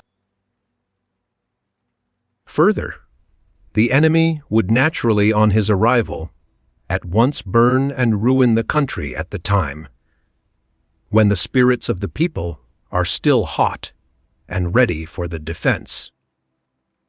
And, therefore, so much the less ought the prince to hesitate, because after a time, when spirits have cooled, the damage is already done, the ills are incurred, and there is no longer any remedy. And therefore they are so much the more ready to unite with their prince, he appearing to be under obligations to them, now that their houses have been burnt, and their possessions ruined in his defense. For it is the nature of men to be bound by the benefits they confer, as much as by those they receive. Therefore, if everything is well considered, it will not be difficult for a wise prince to keep the minds of his citizens steadfast from first to last, when he does not fail to support and defend them. Chapter 11. Concerning Ecclesiastical Principalities. It only remains now to speak of ecclesiastical principalities, touching which all difficulties are prior to getting possession, because they are acquired either by capacity or good fortune, and they can be held without either, for they are sustained by the ancient ordinances of religion, which are so all-powerful, and of such a character that the principalities may be held no matter how their princes behave and live. These princes alone have states and do not defend them, and they have subjects and do not rule them, and the states, although unguarded, are not taken from them, and the subjects, although not ruled, do not care, and they have neither the desire nor the ability to alienate themselves. Such principalities only are secure and happy. But being upheld by powers to which the human mind cannot reach, I shall speak no more of them, because, being exalted and maintained by God, it would be the act of a presumptuous and rash man to discuss them. Nevertheless, if any one should ask of me, how comes it that the Church has attained such greatness in temporal power? Seeing that from Alexander backwards the Italian potentates, not only those who have been called potentates, but every baron and lord, though the smallest, have valued the temporal power very slightly, yet now a king of France trembles before it, and it has been able to drive him from Italy, and to ruin the Venetians. Although this may be very manifest, it does not appear to me superfluous to recall it in some measure to memory. Before Charles, King of France, passed into Italy, this country was under the dominion of the Pope, the Venetians, the King of Naples, the Duke of Milan, and the Florentines. These potentates had two principal anxieties: the one, that no foreigner should enter Italy under arms; the other, that none of themselves should seize more territory. Those about whom there was the most anxiety were the Pope and the Venetians. To restrain the Venetians, the union of all the others was necessary, as it was for the defense of Ferrara. And to keep down the Pope, they made use of the barons of Rome, who, being divided into two factions, Orsini and Clemency, had always a pretext for disorder, and, standing with arms in their hands, under the eyes of the pontiff, kept the pontificate weak and powerless. And although there might arise sometimes a courageous pope, such as Sixtus, yet neither fortune nor wisdom could rid him of these annoyances. And the short life of a pope is also a cause of weakness. For in the 10 years, which is the average life of a pope, he can with difficulty lower one of the factions. And if, so to speak, one people should almost destroy the Clemency, another would arise hostile to the Orsini, who would support their opponents, and yet would not have time to ruin the Orsini. This was the reason why the temporal powers of the Pope were little esteemed in Italy. Charles V. Thierry invaded Italy in 1494. Alexander VI arose afterwards, who of all the pontiffs that have ever been showed how a pope, with both money and arms, was able to prevail. And through the instrumentality of the Duke Valentino, and by reason of the entry of the French, he brought about all those things which I have discussed above in the actions of the Duke. And although his intention was not to aggrandize the Church, but the Duke, nevertheless, what he did contributed to the greatness of the Church, which, after his death and the ruin of the Duke, became the heir to all his labors. Pope Julius came afterwards and found the Church strong, possessing all the Romagna, the barons of Rome reduced to impotence, and, through the chastisements of Alexander, the factions wiped out, he also found the way open to accumulate money in a manner such as had never been practiced before Alexander's time. Such things Julius not only followed, but improved upon, and he intended to gain Bologna, to ruin the Venetians, and to drive the French out of Italy. All of these enterprises prospered with him, and so much the more to his credit, inasmuch as he did everything to strengthen the Church and not any private person. He kept also the Orsini and Colonnesi factions, within the bounds in which he found them. And although there was among them some mind to make disturbance, nevertheless he held two things firm: the one, the greatness of the Church, with which he terrified them, and the other, not allowing them to have their own cardinals, who caused the disorders among them. For whenever these factions have their cardinals, they do not remain quiet for long, because cardinals foster the factions in Rome and out of it, and the barons are compelled to support them, and thus from the ambitions of prelates arise disorders and tumults among the barons. For these reasons His Holiness Pope Leo found the pontificate most powerful, and it is to be hoped that, if others made it great in arms, he will make it still greater and more venerated by his goodness and infinite other virtues. Pope Leo X was the Cardinal de' Medici. Chapter 12. How many kinds of soldiery there are, and concerning mercenaries.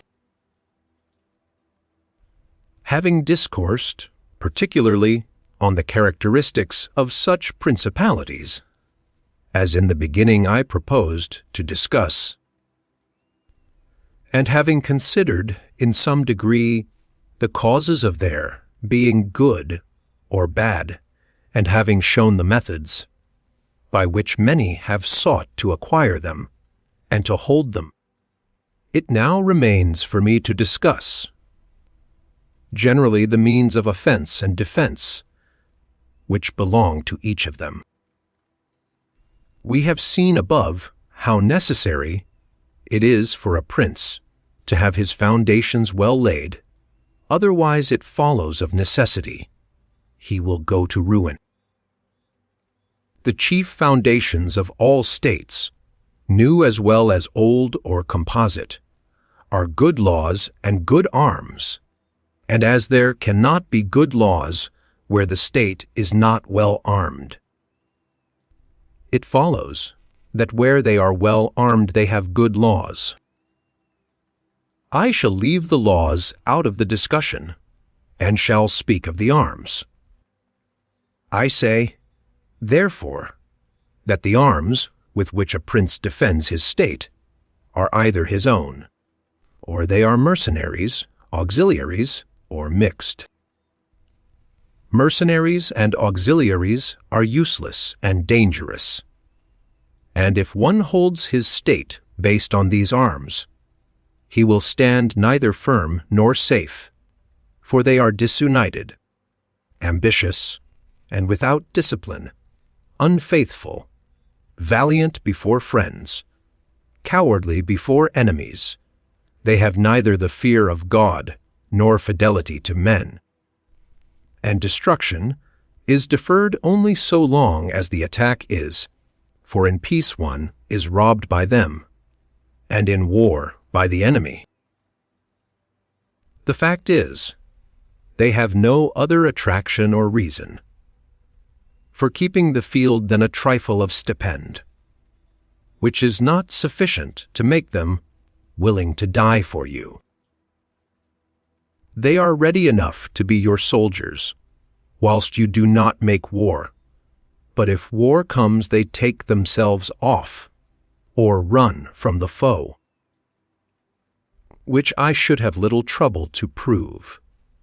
For the ruin of Italy has been caused by nothing else than by resting all her hopes for many years on mercenaries. And although they formerly made some display and appeared valiant amongst themselves, yet when the foreigners came they showed what they were. Thus it was that Charles, King of France, was allowed to seize Italy with chalk in hand, and he who told us that our sins were the cause of it told the truth. But they were not the sins he imagined, but those which I have related. And, as they were the sins of princes, it is the princes who have also suffered the penalty. With chalk in hand, call gesso. This is one of the bonds mots of Alexander VI, and refers to the ease with which Charles Viri seized Italy, implying that it was only necessary for him to send his quartermasters to chalk up the billets for his soldiers to conquer the country. Cf. The History of Henry Visek by Lord Bacon. King Charles had conquered the realm of Naples and lost it again in a kind of a felicity of a dream. He passed the whole length of Italy without resistance, so that it was true what Pope Alexander was wont to say, that the Frenchmen came into Italy with chalk in their hands to mark up their lodgings, rather than with swords to fight. I wish to demonstrate further the infelicity of these arms. The mercenary captains are either capable men, or they are not. If they are, you cannot trust them, because they always aspire to their own greatness, either by oppressing you, who are their master, or others contrary to your intentions. But if the captain is not skillful, you are ruined in the usual way. And if it be urged that whoever is armed will act in the same way, whether mercenary or not, I reply that, when arms have to be resorted to, either by a prince or a republic, then the prince ought to go in person and perform the duty of a captain. The republic has to send its citizens. And when one is sent, who does not turn out satisfactorily, it ought to recall him, and when one is worthy, to hold him by the laws, so that he does not leave the command. And experience has shown princes and republics, single-handed, making the greatest progress, and mercenaries doing nothing except damage. And it is more difficult to bring a republic, armed with its own arms, under the sway of one of its citizens, than it is to bring one armed with foreign arms. Rome and Sparta stood for many ages armed and free. The Switzers are completely armed and quite free. Of ancient mercenaries, for example, there are the Carthaginians, who were oppressed by their mercenary soldiers after the first war with the Romans, although the Carthaginians had their own citizens for captains.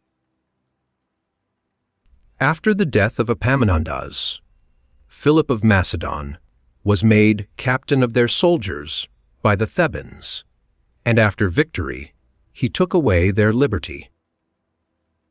Duke Filippo being dead, the Milanese enlisted Francesco, Sforza, against the Venetians, and he, having overcome the enemy at Caravaggio, allied himself with them to crush the Milanese, his masters. His father, Sforza, having been engaged by Queen Johanna of Naples, left her unprotected, so that she was forced to throw herself into the arms of the King of Aragon, in order to save her kingdom. And if the Venetians and Florentines formerly extended their dominions by these arms, and yet their captains did not make themselves princes, but have defended them, I reply that the Florentines in this case have been favored by chance, for of the able captains, of whom they might have stood in fear, some have not conquered. Some have been opposed, and others have turned their ambitions elsewhere. One who did not conquer was Giovanni Acuto, and since he did not conquer, his fidelity cannot be proved. But every one will acknowledge that, had he conquered, the Florentines would have stood at his discretion. Sforza had the Bracceschi always against him, so they watched each other.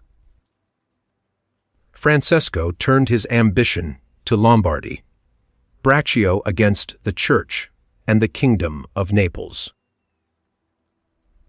But let us come to that which happened a short while ago. The Florentines appointed, as their captain, Pagolo Vitelli, a most prudent man, who from a private position had risen to the greatest renown. If this man had taken Pisa, nobody can deny that it would have been proper for the Florentines to keep in with him. For if he became the soldier of their enemies, they had no means of resisting, and if they held to him, they must obey him. The Venetians, if their achievements are considered, will be seen to have acted safely and gloriously so long as they sent to war their own men, when with armed gentlemen and plebeians they did valiantly. This was before they turned to enterprises on land. But when they began to fight on land, they forsook this virtue and followed the custom of Italy.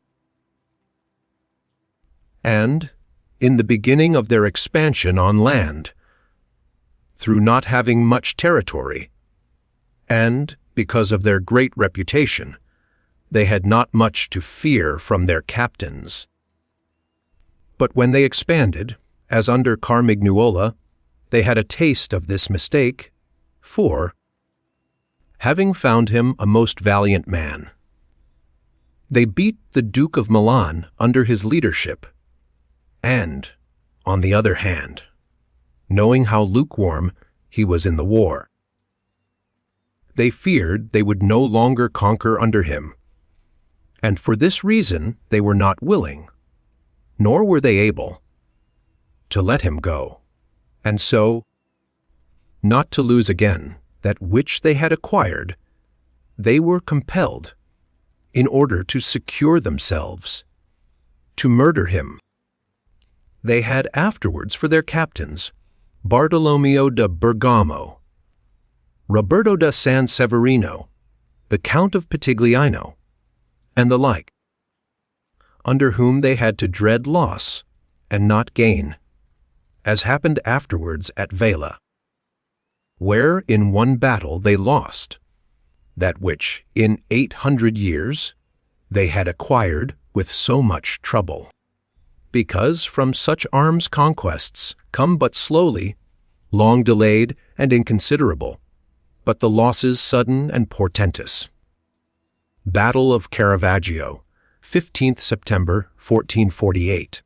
Johanna II Ader of Naples, the widow of Ladislau, King of Naples. Giovanni Acuto. an English knight whose name was Sir John Hawkwood. He fought in the English wars in France and was knighted by Edward Through. Afterwards, he collected a body of troops and went into Italy. These became the famous White Company. He took part in many wars and died in Florence in 1394. He was born about 1320 at Sible Hedingham, a village in Essex. He married Domnia, a daughter of Bernabo Visconti, Carmignuola. Francesco Busson, born at Carmignola about 1390, executed at Venice, 5th May 1432. Bartolomeo Colleoni of Bergamo, died 1457. Roberto of San Severino, died fighting for Venice against Sigismund, Duke of Austria, in 1487. Primo Capitano in Italia, Machiavelli. Count of Petigliano, Niccolò Orsini, born 1442, died 1510. Battle of Vela in 1509. And as with these examples I have reached Italy, which has been ruled for many years by mercenaries, I wish to discuss them more seriously, in order that, having seen their rise and progress, one may be better prepared to counteract them. You must understand that the empire has recently come to be repudiated in Italy, that the Pope has acquired more temporal power, and that Italy has been divided up into more states, for the reason that many of the great cities took up arms against their nobles, who, formerly favored by the emperor, were oppressing them, whilst the Church was favoring them so as to gain authority in temporal power. In many others their citizens became princes. From this it came to pass that Italy fell partly into the hands of the Church and of republics, and the Church consisting of priests and the republic of citizens unaccustomed to arms, both commenced to enlist foreigners. The first who gave renown to this soldiery was Alberigo da Conio, the Romagnian. From the school of this man sprang, among others, Braccio and Sforza, who in their time were the arbiters of Italy.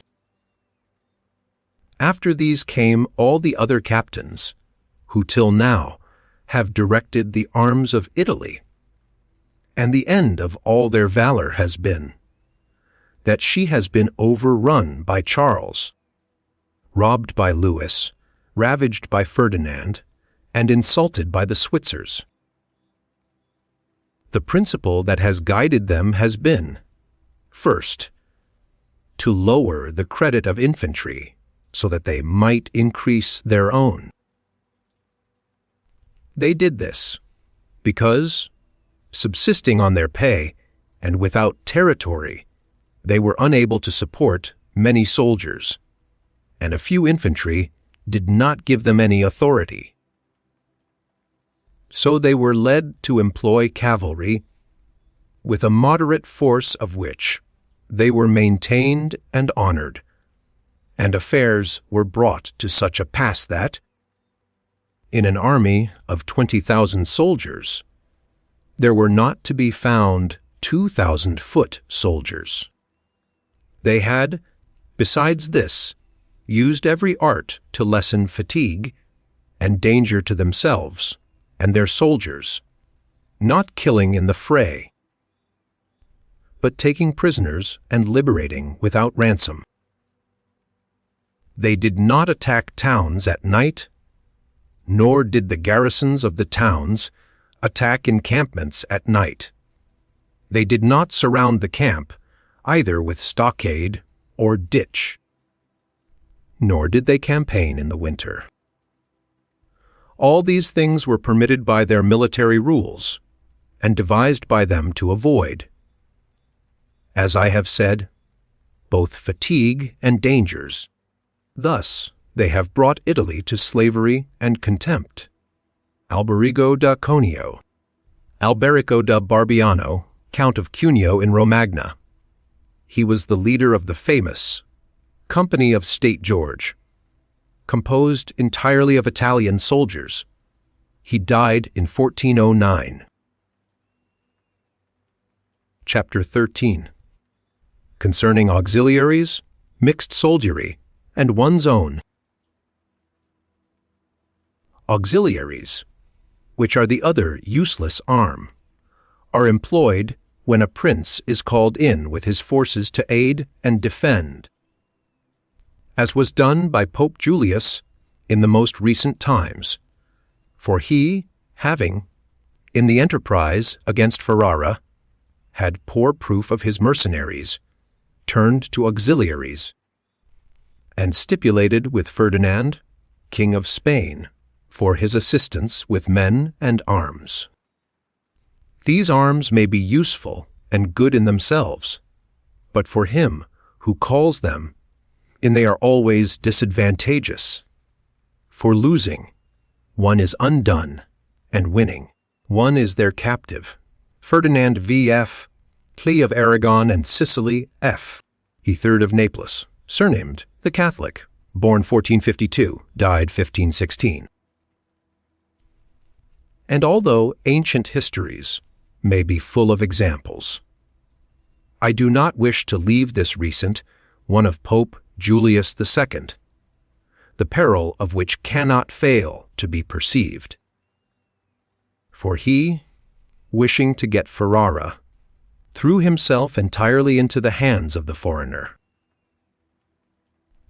But his good fortune brought about a third event, so that he did not reap the fruit of his rash choice, because, having his auxiliaries routed at Ravenna, and the Switzers having risen and driven out the conquerors, Cis against all expectation, both his and others, it so came to pass that he did not become prisoner to his enemies, they having fled, nor to his auxiliaries, he having conquered by other arms than theirs.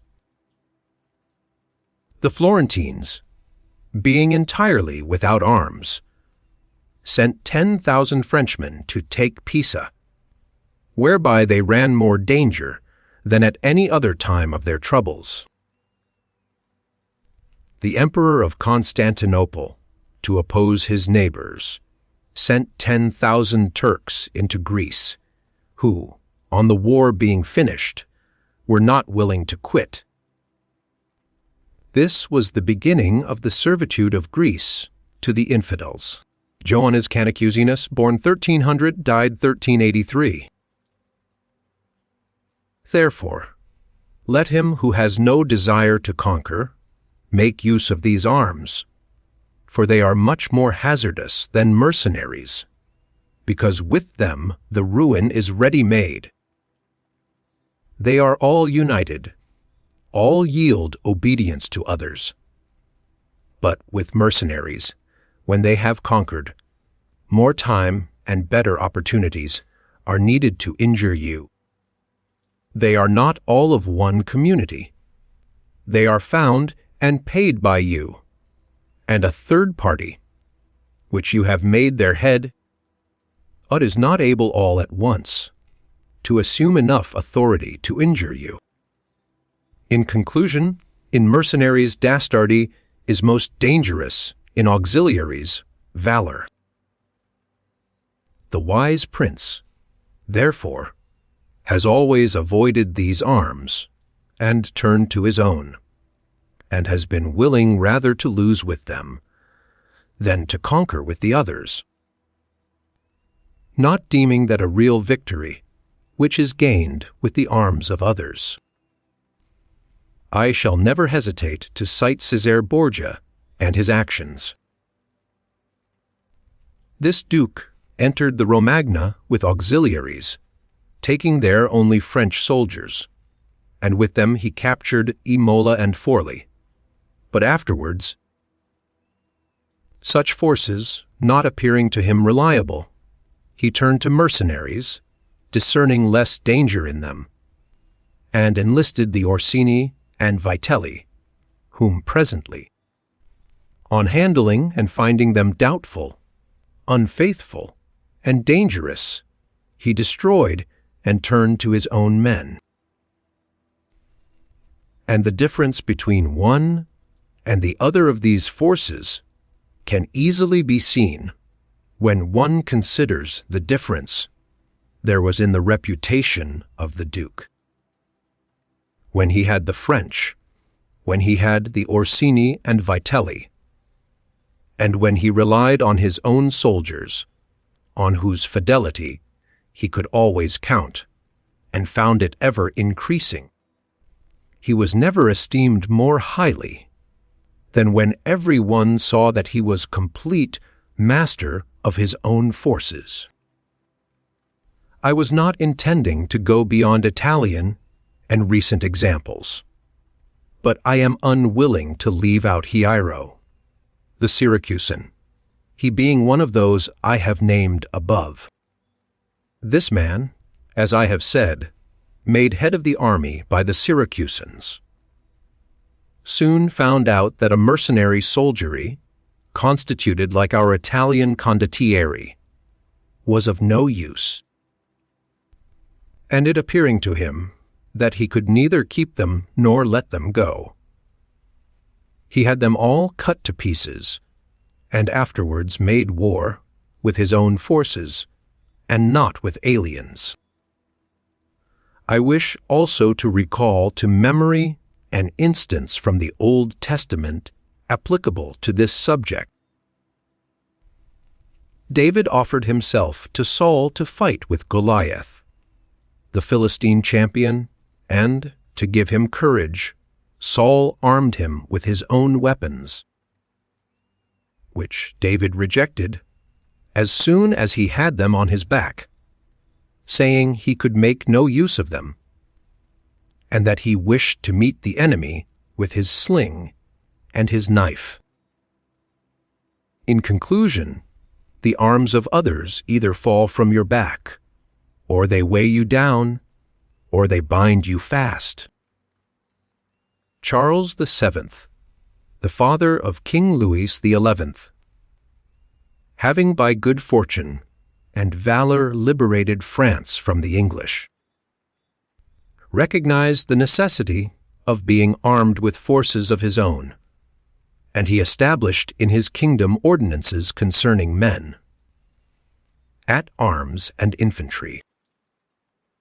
Afterwards his son, King Louis, abolished the infantry, and began to enlist the Switzers, which mistake, followed by others, is, as is now seen, a source of peril to that kingdom, because, having raised the reputation of the Switzers, he has entirely diminished the value of his own arms. For he has destroyed the infantry altogether, and his men. At arms he has subordinated to others, for, being as they are so accustomed to fight along with Switzers, it does not appear that they can now conquer without them. Hence it arises that the French cannot stand against the Switzers, and without the Switzers they do not come off well against others. The armies of the French have thus become mixed, partly mercenary and partly national, both of which arms together are much better than mercenaries alone or auxiliaries alone, but much inferior to one's own forces. And this example proves it, for the kingdom of France would be unconquerable if the ordinance of Charles had been enlarged or maintained. Charles II of France, the Victorious, born 1403, died 1461. Louis XI, son of the above, born 1423, died 1483. But the scanty wisdom of man, on entering into an affair which looks well at first, cannot discern the poison that is hidden in it, as I have said above of hectic fevers. Therefore, if he who rules a principality cannot recognize evils until they are upon him, he is not truly wise, and this insight is given to few. And if the first disaster to the Roman Empire should be examined, it will be found to have commenced only with the enlisting of the Goths. Because from that time the vigor of the Roman Empire began to decline, and all that valor which had raised it passed away to others. Many speakers to the House the other night, in the debate on the reduction of armaments, seemed to show a most lamentable ignorance of the conditions under which the British Empire maintains its existence. When Mr. Balfour replied to the allegations that the Roman Empire sank under the weight of its military obligations, he said that this was wholly unhistorical. He might well have added that the Roman power was at its zenith, when every citizen acknowledged his liability to fight for the state, but that it began to decline as soon as this obligation was no longer recognized. Pall Mall Gazette, 15th May 1906. I conclude, therefore, that no principality is secure without having its own forces. On the contrary, it is entirely dependent on good fortune, not having the valor which, in adversity, would defend it. And it has always been the opinion and judgment of wise men that nothing can be so uncertain or unstable as fame or power, not founded on its own strength. And one's own forces are those which are composed either of subjects, citizens, or dependents. All others are mercenaries or auxiliaries. And the way to make ready one's own forces will be easily found, if the rules suggested by me shall be reflected upon, and if one will consider how Philip, the father of Alexander the Great, and many republics and princes, have armed and organized themselves, to which rules I entirely commit myself. Chapter 14. That which concerns a prince on the subject of the art of war. A prince ought to have no other aim or thought, nor select anything else for his study than war and its rules and discipline. For this is the sole art that belongs to him who rules, and it is of such force that it not only upholds those who are born princes, but it often enables men to rise from a private station to that rank. And, on the contrary, it is seen that, when princes have thought more of ease than of arms, they have lost their states. And the first cause of your losing it is to neglect this art. And what enables you to acquire a state is to be master of the art.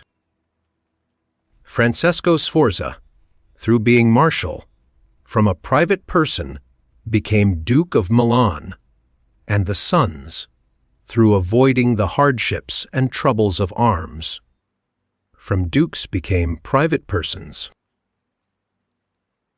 For among other evils, which being unarmed brings you, it causes you to be despised. And this is one of those ignominies against which a prince ought to guard himself, as is shown later on.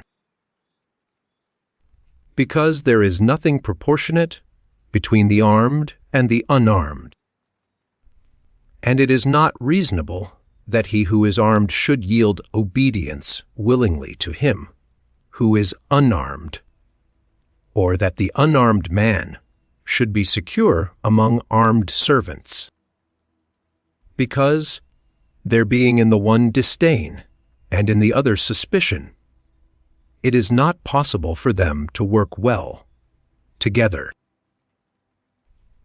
And therefore, a prince who does not understand the art of war, over and above the other misfortunes already mentioned, cannot be respected by his soldiers, nor can he rely on them. He ought never, therefore, to have out of his thoughts this subject of war, and in peace he should addict himself more to its exercise than in war. This he can do in two ways, the one by action, the other by study. As regards action, he ought above all things to keep his men well organized and drilled, to follow incessantly the chase, by which he accustoms his body to hardships, and learns something of the nature of localities, and gets to find out how the mountains rise, how the valleys open out, how the plains lie, and to understand the nature of rivers and marshes, and in all this to take the greatest care, which knowledge is useful in two ways. Firstly, he learns to know his country, and is better able to undertake its defense afterwards by means of the knowledge and observation of that locality. He understands with ease any other, which it may be necessary for him to study hereafter, because the hills, valleys, and plains, and rivers and marshes that are, for instance, in Tuscany, have a certain resemblance to those of other countries, so that with a knowledge of the aspect of one country, one can easily arrive at a knowledge of others. And the prince that lacks this skill lacks the essential, which it is desirable that a captain should possess, for it teaches him to surprise his enemy, to select quarters, to lead armies, to array the battle, to besiege towns to advantage.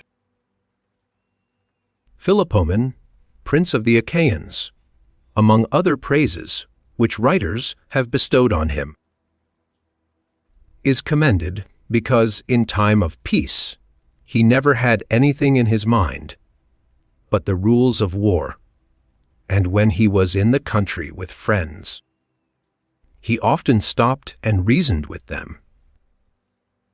If the enemy should be upon that hill, and we should find ourselves here with our army, with whom would be the advantage, how should one best advance to meet him, keeping the ranks? If we should wish to retreat, how ought we to pursue? And he would set forth to them, as he went, all the chances that could befall an army.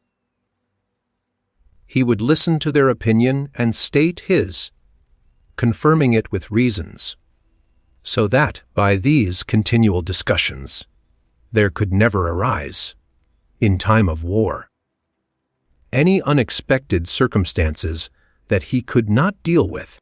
Philopoemen, the last of the Greeks, born 252 BC, died 183 BC. But to exercise the intellect, the prince should read histories, and study there the actions of illustrious men, to see how they have borne themselves in war, of to examine the causes of their victories and defeat, so as to avoid the latter, and imitate the former, and above all do, as an illustrious man did, who took as an exemplar one, who had been praised and famous before him, and whose achievements and deeds he always kept in his mind. As it is said, Alexander the Great imitated Achilles, Caesar Alexander, Scipio Cyrus. And whoever reads the life of Cyrus, written by Xenophon, will recognize afterwards in the life of Scipio how that imitation was his glory, and how in chastity, affability, humanity, and liberality Scipio conformed to those things which have been written of Cyrus by Xenophon. A wise prince ought to observe some such rules, and never in peaceful times stand idle, but increase his resources with industry in such a way that they may be available to him in adversity, so that if fortune chances, it may find him prepared to resist her blows. Chapter 15. Concerning things for which men, and especially princes, are praised or blamed. It remains now to see what ought to be the rules of conduct for a prince towards subject and friends.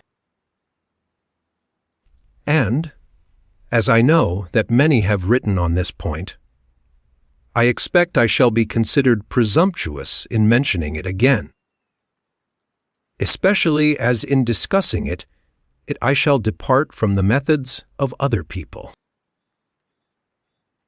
But, it being my intention to write a thing which shall be useful to him who apprehends it, it appears to me more appropriate to follow up the real truth of the matter than the imagination of it, for many have pictured republics and principalities which in fact have never been known or seen, because how one lives is so far distant from how one ought to live, that he who neglects what is done for what ought to be done sooner affects his ruin than his preservation. For a man who wishes to act entirely up to his professions of virtue soon meets with what destroys him among so much that is evil. Hence it is necessary for a prince, wishing to hold his own, to know how to do wrong, and to make use of it, or not, according to necessity. Therefore, putting on one side imaginary things concerning a prince, and discussing those which are real, I say that all men, when they are spoken of, and chiefly princes, for being more highly placed, are remarkable for some of those qualities which bring them either blame or praise. And thus it is that one is reputed liberal, another miserly, using a Tuscan terms, because an avaricious person in our language is still he who desires to possess by robbery, whilst we call one miserly who deprives himself too much of the use of his own. One is reputed generous, one rapacious, one cruel, one compassionate, one faithless, another faithful, one effeminate and cowardly, another bold and brave, one affable, another haughty, one lascivious, another chaste, one sincere, another cunning, one hard, another easy, one grave, another frivolous, one religious, another unbelieving, and the like. And I know that every one will confess that it would be most praiseworthy in a prince to exhibit all the above qualities that are considered good, but because they can neither be entirely possessed nor observed, for human conditions do not permit it, it is necessary for him to be sufficiently prudent that he may know how to avoid the reproach of those vices, which would lose him his state, and also to keep himself, if it be possible, from those which would not lose him it. But this not being possible, he may with less hesitation abandon himself to them. And again, he need not make himself uneasy at incurring a reproach for those vices without which the state can only be saved with difficulty. If everything is considered carefully, it will be found that something which looks like virtue, if followed, would be his ruin, whilst something else, which looks like vice, yet followed brings him security and prosperity. Chapter 16. Concerning Liberality and Meanness. Commencing then with the first of the above, named characteristics, I say that it would be well to be reputed liberal. Nevertheless, liberality exercised in a way that does not bring you the reputation for it injures you, for if one exercises it honestly, and as it should be exercised, it may not become known, and you will not avoid the reproach of its opposite. Therefore, anyone wishing to maintain among men the name of liberal is obliged to avoid no attribute of magnificence, so that a prince thus inclined will consume in such acts all his property, and will be compelled in the end, if he wish to maintain the name of liberal, to unduly weigh down his people and tax them, and do everything he can to get money. This will soon make him odious to his subjects, and becoming poor, he will be little valued by any one. Thus, with his liberality, having offended many and rewarded few, he is affected by the very first trouble, and imperiled by whatever may be the first danger. Recognizing this himself, and wishing to draw back from it, he runs at once into the reproach of being miserly. Therefore, a prince, not being able to exercise this virtue of liberality in such a way that it is recognized, except to his cost, if he is wise, he ought not to fear the reputation of being mean, for in time he will come to be more considered than if liberal, seeing that with his economy, his revenues are enough that he can defend himself against all attacks, and is able to engage in enterprises without burdening his people.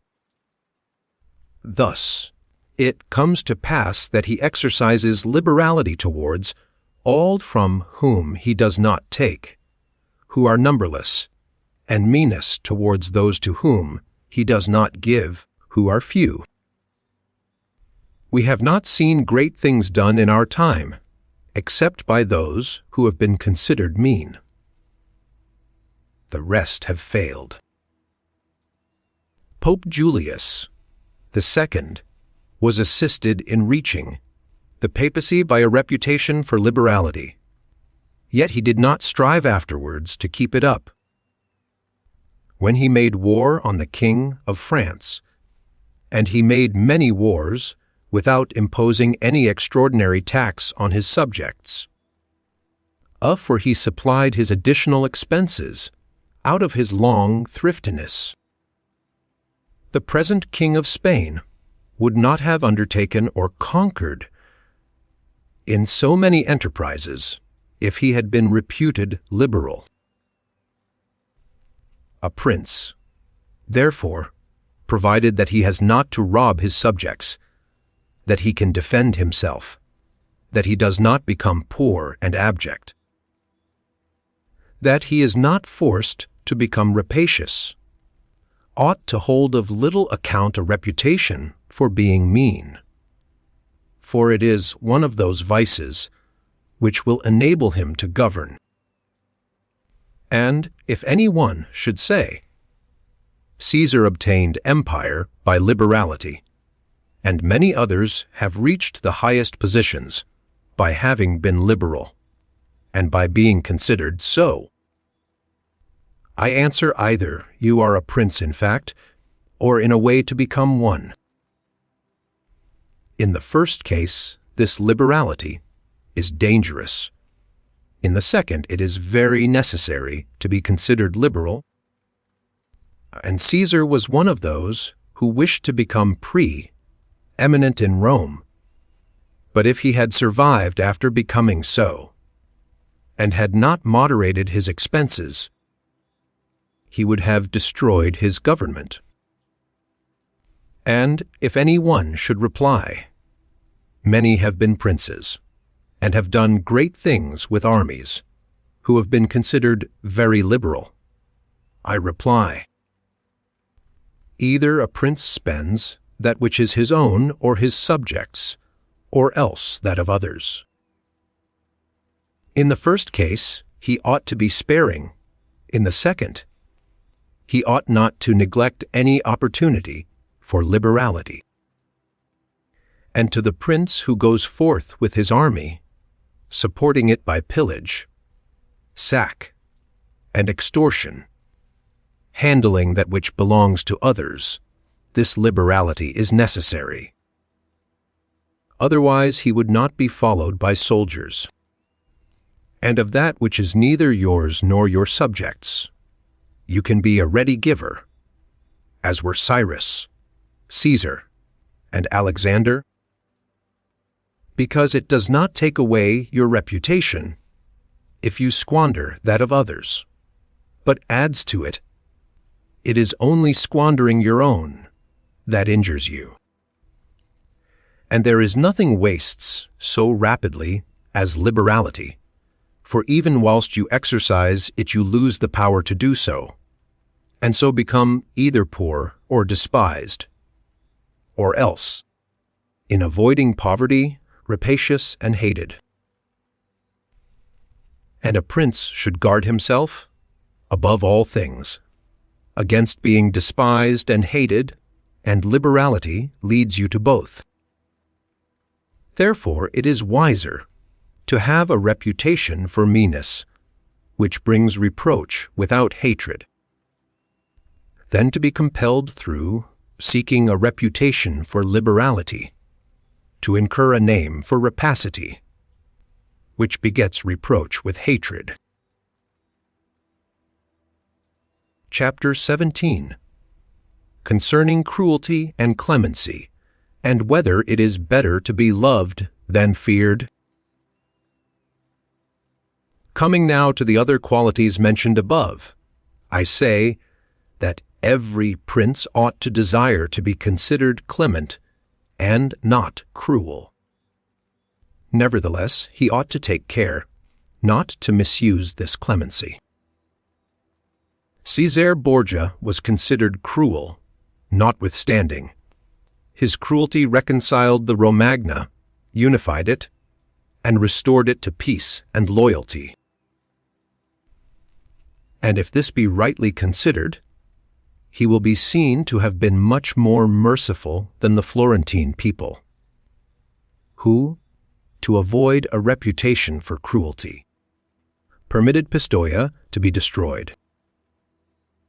Therefore a prince, so long as he keeps his subjects united and loyal, ought not to mind the reproach of cruelty, because with a few examples he will be more merciful than those who, through too much mercy, allow disorders to arise, from which follow murders or robberies.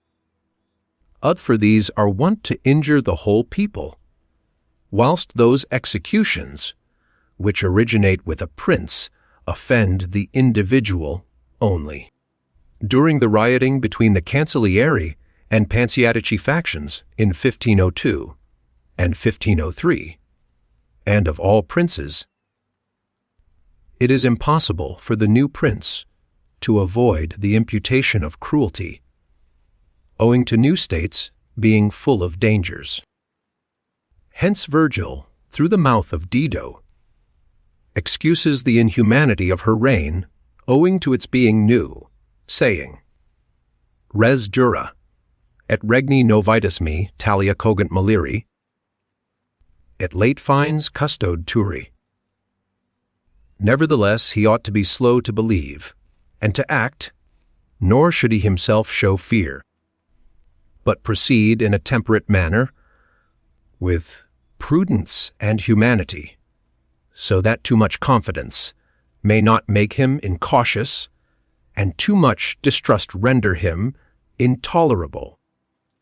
Against my will, my fate a throne unsettled, and an infant state, bid me defend my realms with all my powers, and guard with these severities my shores. Christopher Pitt. Upon this a question arises, whether it be better to be loved than feared, or feared than loved. It may be answered that one should wish to be both, but because it is difficult to unite them in one person, it is much safer to be feared than loved, when, of the two, either must be dispensed with. Because this is to be asserted in general of men, that they are ungrateful, fickle, false, cowardly, covetous, and as long as you succeed, they are yours entirely. They will offer you their blood, property, life, and children, as is said above, when the need is far distant, but when it approaches, they turn against you. And that prince who, relying entirely on their promises, has neglected other precautions, is ruined, because friendships that are obtained by payments, and not by greatness or nobility of mind, may indeed be earned, but they are not secured, and in time of need cannot be relied upon. And men have less scruple in offending one who is beloved than one who is feared. For love is preserved by the link of obligation which, owing to the baseness of men, is broken at every opportunity for their advantage, but fear preserves you by a dread of punishment which never fails. Nevertheless, a prince ought to inspire fear in such a way that, if he does not win love, he avoids hatred, because he can endure very well being feared, whilst he is not hated. Others call me Mother Nature, which will always be as long as he abstains from the property of his citizens and subjects, and from their women. But when it is necessary for him to proceed against the life of someone, he must do it on proper justification, and for manifest cause. But above all things, he must keep his hands off the property of others, because men more quickly forget the death of their father than the loss of their patrimony. Besides, pretexts for taking away the property are never wanting.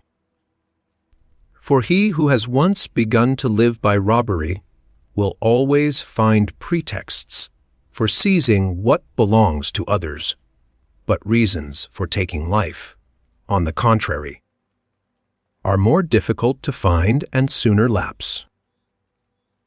But when a prince is with his army, and has under control a multitude of soldiers, then it is quite necessary for him to disregard the reputation of cruelty.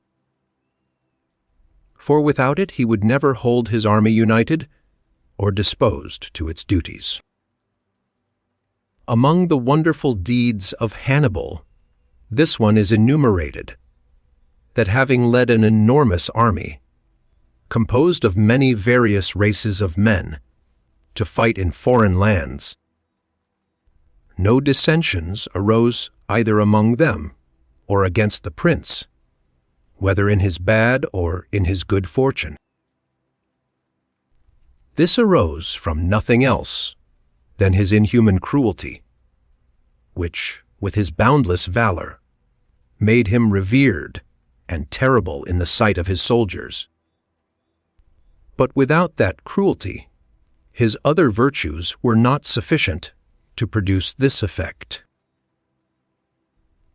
And short-sighted writers admire his deeds from one point of view, and from another condemn the principal cause of them. That it is true his other virtues would not have been sufficient for him may be proved by the case of Scipio, that most excellent man, not only of his own times, but within the memory of man, against whom, nevertheless, his army rebelled in Spain. This arose from nothing but his too great forbearance, which gave his soldiers more license than is consistent with military discipline. For this he was upbraided in the Senate by Fabius Maximus, and called the corrupter of the Roman soldiery. The Locrians were laid waste by a legate of Scipio, yet they were not avenged by him, nor was the insolence of the legate punished, owing entirely to his easy nature. Insomuch that someone in the Senate, wishing to excuse him, said there were many men who knew much better how not to err than to correct the errors of others. This disposition, if he had been continued in the command, would have destroyed in time the fame and glory of Scipio, but, he being under the control of the Senate, this injurious characteristic not only concealed itself, but contributed to his glory. Returning to the question of being feared or loved, I come to the conclusion that men loving according to their own will, and fearing according to that of the prince. A wise prince should establish himself on that which is in his own control, and not in that of others. He must endeavor only to avoid hatred, as is noted. Chapter 18. Concerning the way in which princes should keep faith. The present chapter has given greater offense than any other portion of Machiavelli's writings. Bird, El Princip, p. Every one admits how praiseworthy it is in a prince to keep faith, and to live with integrity and not with craft. Nevertheless, our experience has been that those princes who have done great things have held good faith of little account, and have known how to circumvent the intellect of men by craft, and in the end have overcome those who have relied on their word. You must know there are two ways of contesting, the one by the law, the other by force. The first method is proper to men, the second to beasts. But because the first is frequently not sufficient, it is necessary to have recourse to the second. Therefore it is necessary for a prince to understand how to avail himself of the beast and the man. This has been figuratively taught to princes by ancient writers, who describe how Achilles and many other princes of old were given to the centaur Chiron to nurse, who brought them up in his discipline, which means solely that, as they had for a teacher one who was half beast and half man. So it is necessary for a prince to know how to make use of both natures, and that one without the other is not durable. A prince, therefore, being compelled knowingly to adopt the beast, ought to choose the fox and the lion, because the lion cannot defend himself against snares, and the fox cannot defend himself against wolves. Therefore, It is necessary to be a fox to discover the snares, and a lion to terrify the wolves. Those who rely simply on the lion do not understand what they are about. Therefore a wise lord cannot, nor ought he to, keep faith when such observance may be turned against him, and when the reasons that caused him to pledge it exist no longer. If men were entirely good, this precept would not hold, but because they are bad and will not keep faith with you, you too are not bound to observe it with them. Nor will there ever be wanting to a prince legitimate reasons to excuse this non-observance. Of this endless modern examples could be given, showing how many treaties and engagements have been made void and of no effect through the faithlessness of princes. And he who has known best how to employ the fox has succeeded best, contesting, i.e., striving for mastery. Mr. Bird points out that this passage is imitated directly from Cicero's De Officiis, nam cum sint duo genera dissertandi, annum per dissertationem, alterum per vim, cumc illid proprium sit hominis, hoc belluarum, confugendum est ad posterius. Other saiuti non licet superior.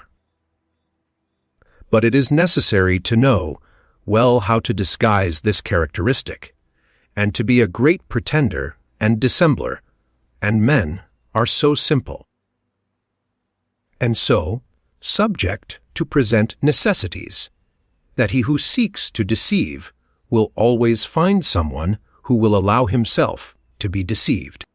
One recent example I cannot pass over in silence. Alexander VI did nothing else but deceive men, nor ever thought of doing otherwise, and he always found victims. For there never was a man who had greater power in asserting, or who with greater oaths would affirm a thing, yet would observe it less. Nevertheless his deceits always succeeded according to his wishes, because he well understood this side of mankind. Nondemanco semper glai succeederano glai ingani, ad votum. The words ad votum are omitted in the Testino edition, 1550. Alexander never did what he said. Caesar never said what he did. Italian proverb. Therefore it is unnecessary for a prince to have all the good qualities I have enumerated, but it is very necessary to appear to have them. And I shall dare to say this also, that to have them, and always to observe them, is injurious, and that to appear to have them is useful, to appear merciful, faithful, humane, religious, upright, and to be so, but with a mind so framed that should you require not to be so, you may be able and know how to change to the opposite.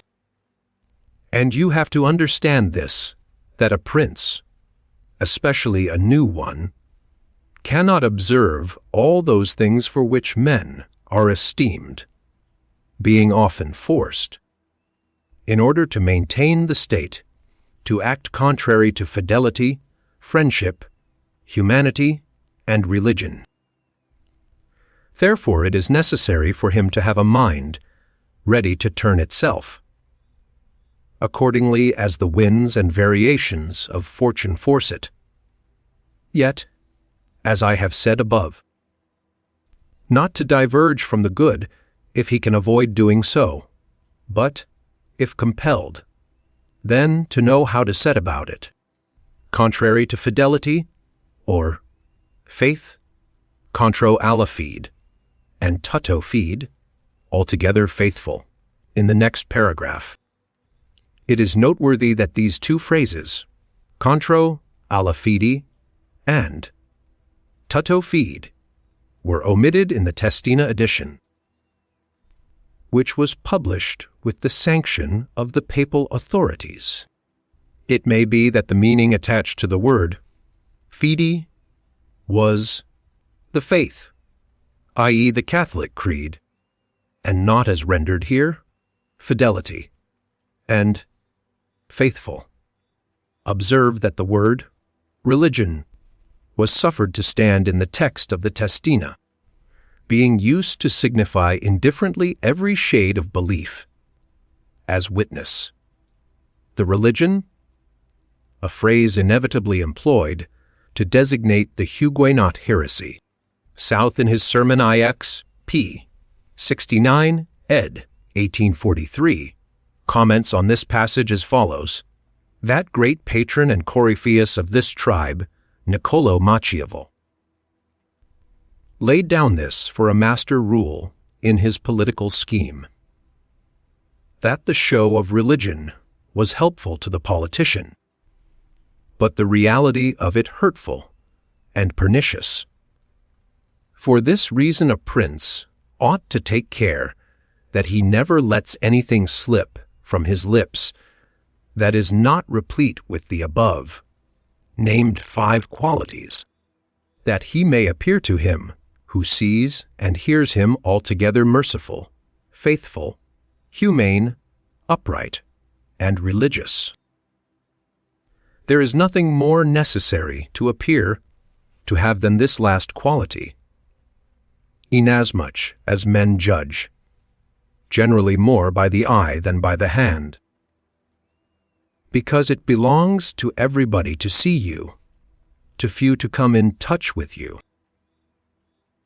Everyone sees what you appear to be. Few really know what you are, and those few dare not oppose themselves to the opinion of the many, who have the majesty of the state to defend them, and in the actions of all men, and especially of princes, which it is not prudent to challenge. One judges by the result. For that reason, let a prince have the credit of conquering and holding his state. The means will always be considered honest, and he will be praised by everybody. Because the vulgar are always taken by what a thing seems to be and by what comes of it, and in the world there are only the vulgar. For the few find a place there, only when the many have no ground to rest on. One prince of the present time, whom it is not well to name, never preaches anything else but peace and good faith, and to both he is most hostile, and either, if he had kept it, would have deprived him of reputation and kingdom many a time. Ferdinand of Aragon. When Machiavelli was writing, the prince it would have been clearly impossible to mention Ferdinand's name here without giving offense. Birds, Il Principe, p. 308. Chapter 19. That one should avoid being despised and hated. Now, concerning the characteristics of which mention is made above, I have spoken of the more important ones. The others I wish to discuss, briefly under this generality: that the prince must consider, as has been in part said before, how to avoid those things which will make him hated or contemptible. And as often as he shall have succeeded, he will have fulfilled his part, and he need not fear any danger in other reproaches. It makes him hated above all things, as I have said, to be rapacious, and to be a violator of the property and women of his subjects, from both of which he must abstain.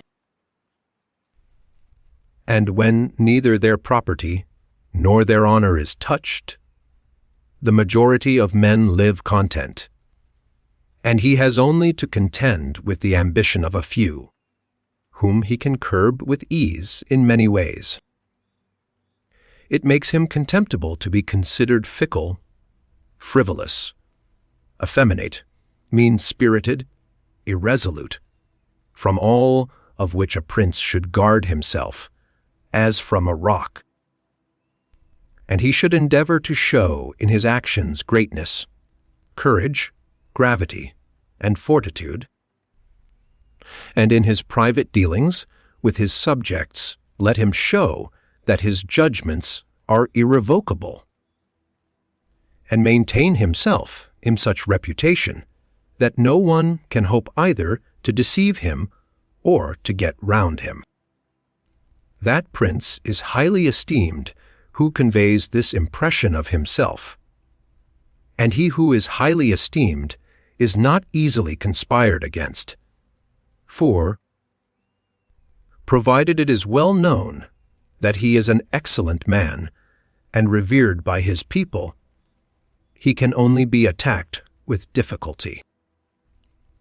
For this reason a prince ought to have two fears, one from within, on account of his subjects, the other from without, on account of external powers. From the latter, he is defended by being well armed and having good allies, and if he is well armed, he will have good friends. And affairs will always remain quiet within when they are quiet without, unless they should have been already disturbed by conspiracy. And even should affairs outside be disturbed, if he has carried out his preparations, and has lived as I have said, as long as he does not despair, he will resist every attack, as I said Nabis the Spartan did. But concerning his subjects, when affairs outside are disturbed, he has only to fear that they will conspire secretly, from which a prince can easily secure himself by avoiding being hated and despised, and by keeping the people satisfied with him, which it is most necessary for him to accomplish, as I said above at length. And one of the most efficacious remedies that a prince can have against conspiracies is not to be hated and despised by the people. For he who conspires against a prince always expects to please them by his removal. But when the conspirator can only look forward to offending them, he will not have the courage to take such a course, for the difficulties that confront a conspirator are infinite. And as experience shows, many have been the conspiracies, but few have been successful, because he who conspires cannot act alone, nor can he take a companion except from those whom he believes to be malcontents.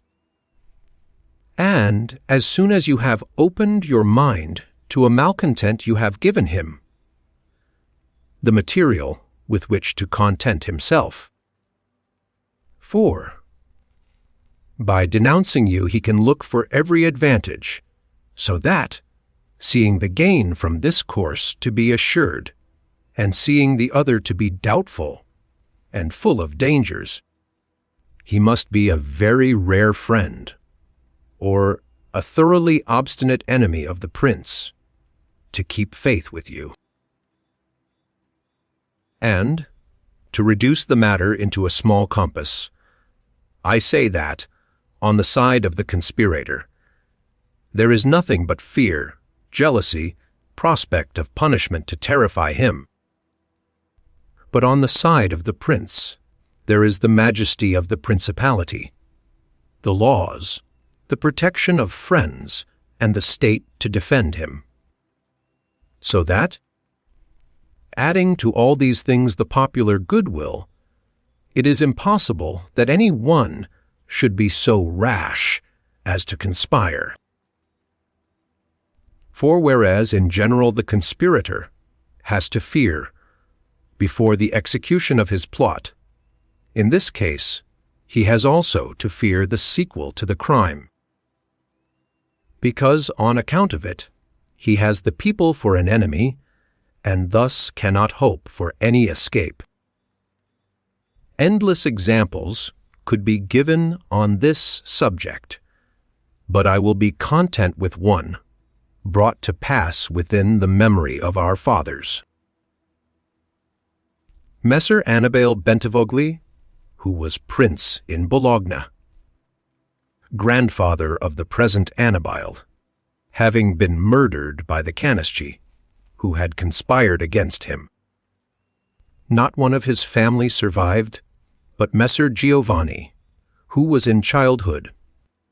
Immediately after his assassination, the people rose and murdered all the Canisci.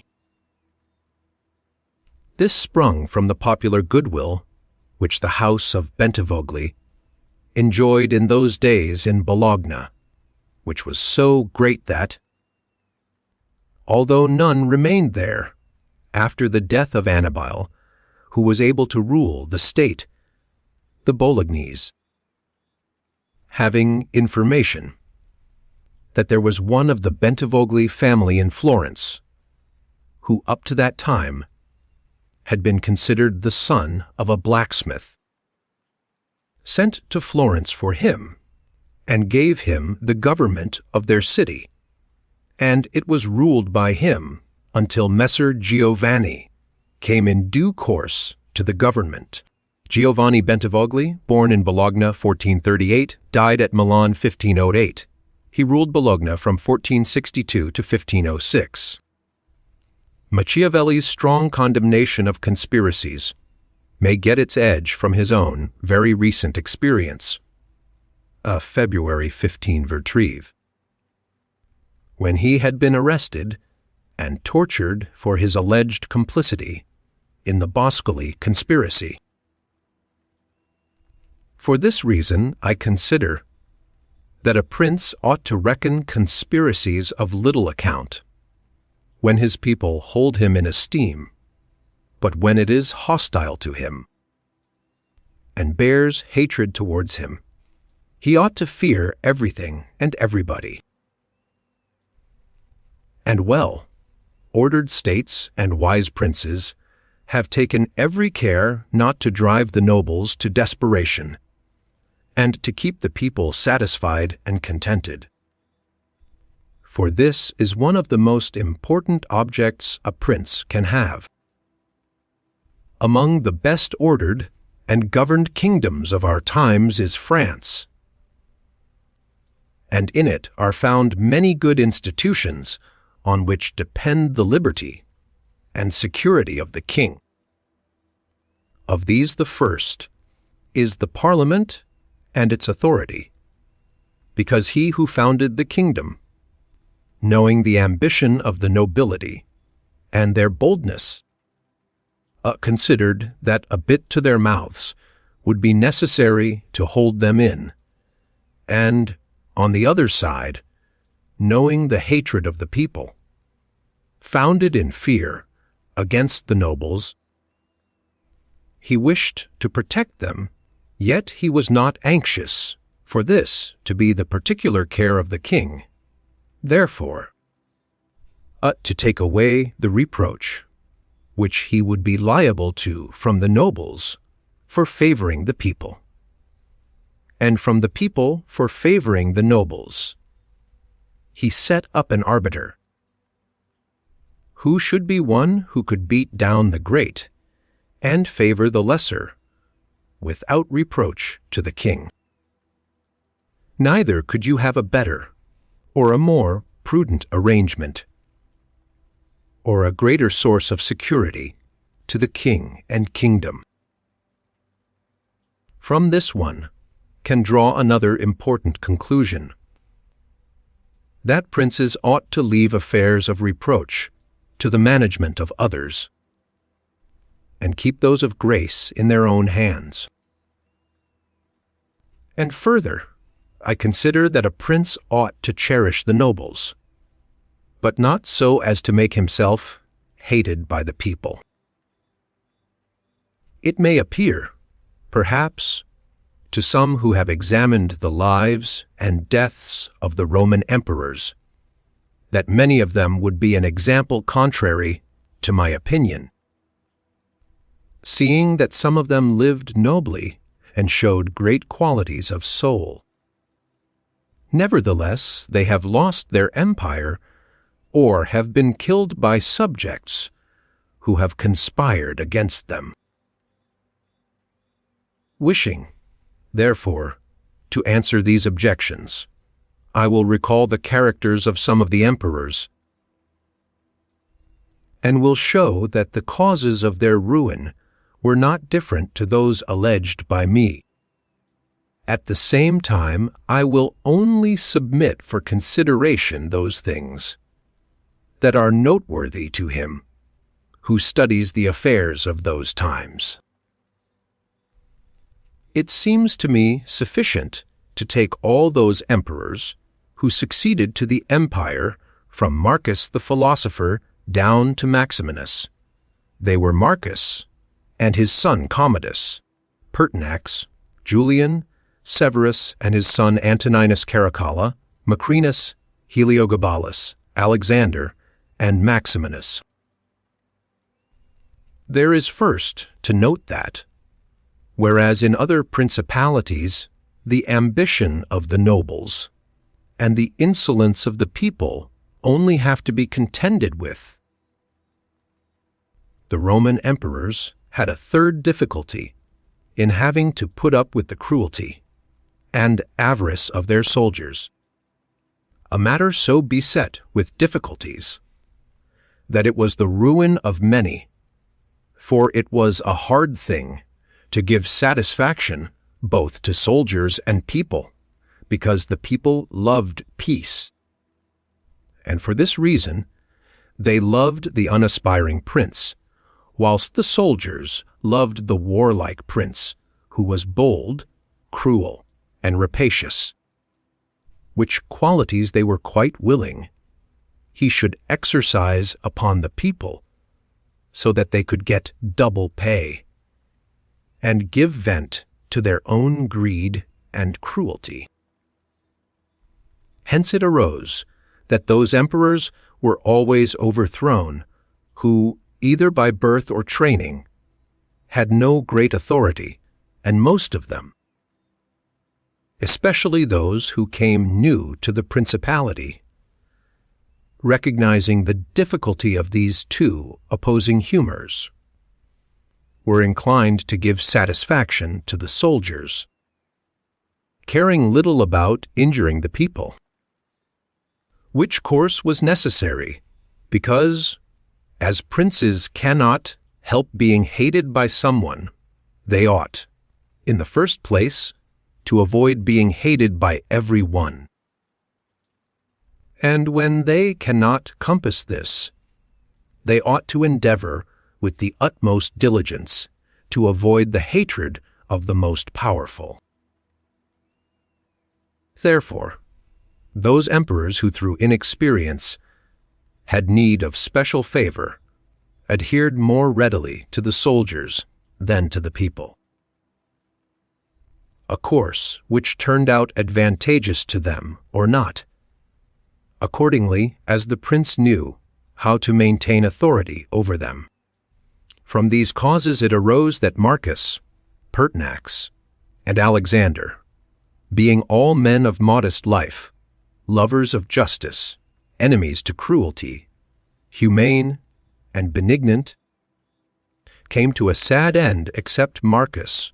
He alone lived and died honored, because he had succeeded to the throne by hereditary title, and owed nothing either to the soldiers or the people, and afterwards, being possessed of many virtues, which made him respected, he always kept both orders in their places whilst he lived, and was neither hated nor despised. But Pertinax was created emperor against the wishes of the soldiers, who, being accustomed to live licentiously under Commodus, could not endure the honest life to which Pertinax wished to reduce them. Thus, having given cause for hatred, to which hatred there was added contempt for his old age, he was overthrown at the very beginning of his administration. And here it should be noted that hatred is acquired as much by good works as by bad ones.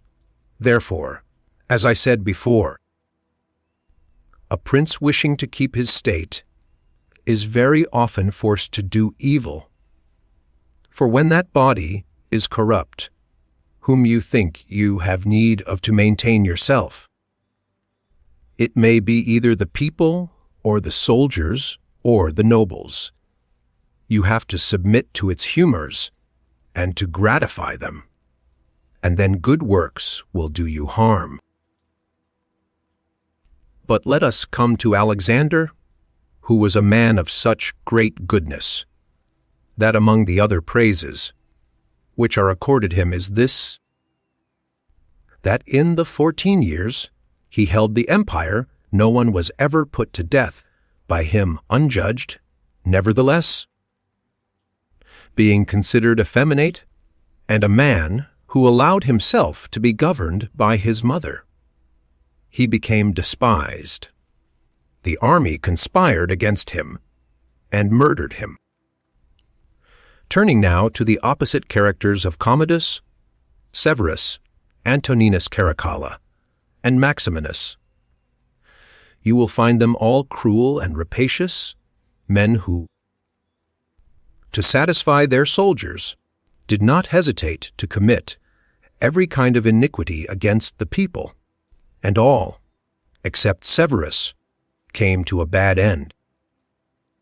But in Severus there was so much valor that, keeping the soldiers friendly, although the people were oppressed by him, he reigned successfully. For his valor made him so much admired in the sight of the soldiers and people that the latter were kept in a way astonished and awed, and the former respectful and satisfied.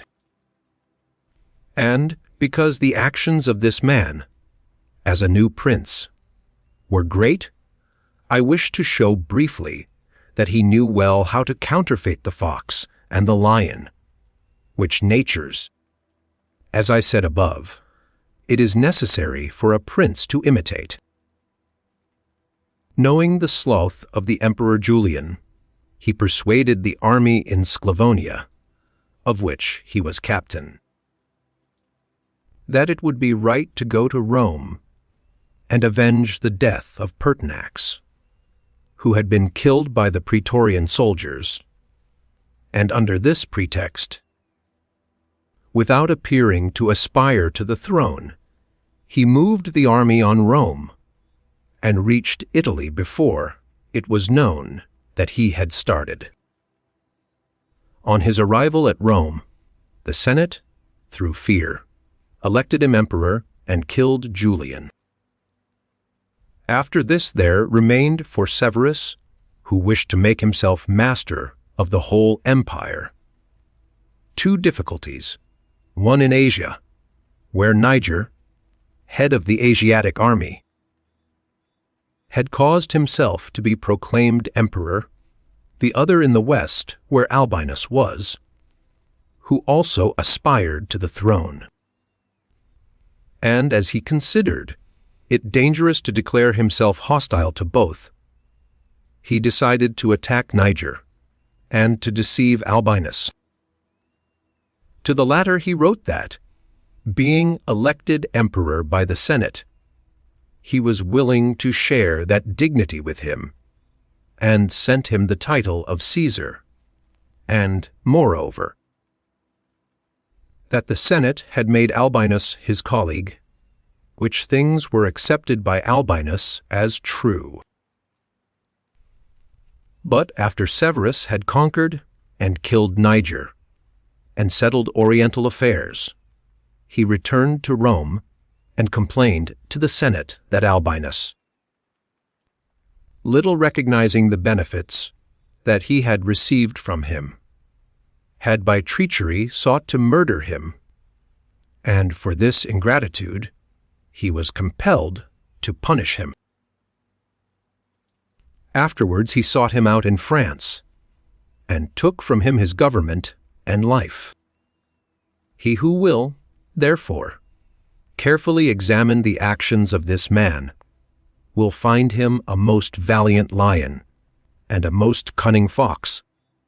He will find him feared and respected by every one, and not hated by the army, and it need not be wondered at that he, a new man, was able to hold the empire so well, because his supreme Renown always protected him from that hatred, which the people might have conceived against him for his violence. But his son Antoninus was a most eminent man, and had very excellent qualities, which made him admirable in the sight of the people and acceptable to the soldiers. For he was a warlike man, most enduring of fatigue, a despiser of all delicate food and other luxuries, which caused him to be beloved by the armies. Nevertheless, his ferocity and cruelties were so great and so unheard of that, after endless single murders, he killed a large number of the people of Rome and all those of Alexandria. He became hated by the whole world, and also feared by those he had around him, to such an extent that he was murdered in the midst of his army by a centurion. And here it must be noted that such, like deaths, which are deliberately inflicted with a resolved and desperate courage, cannot be avoided by princes, because any one who does not fear to die can inflict them, but a prince may fear them the less, because they are very rare. He has only to be careful not to do any grave injury to those whom he employs or has around him in the service of the state. Antoninus had not taken this care, but had contumeliously killed a brother of that centurion, whom also he daily threatened, yet retained in his bodyguard, which, as it turned out, was a rash thing to do, and proved the emperor's ruin. But let us come to Commodus, to whom it should have been very easy to hold the empire, for, being the son of Marcus, he had inherited it, and he had only to follow in the footsteps of his father, to please his people and soldiers. But, being by nature cruel and brutal, he gave himself up to amusing the soldiers and corrupting them, so that he might indulge his rapacity upon the people, on the other hand, not maintaining his dignity,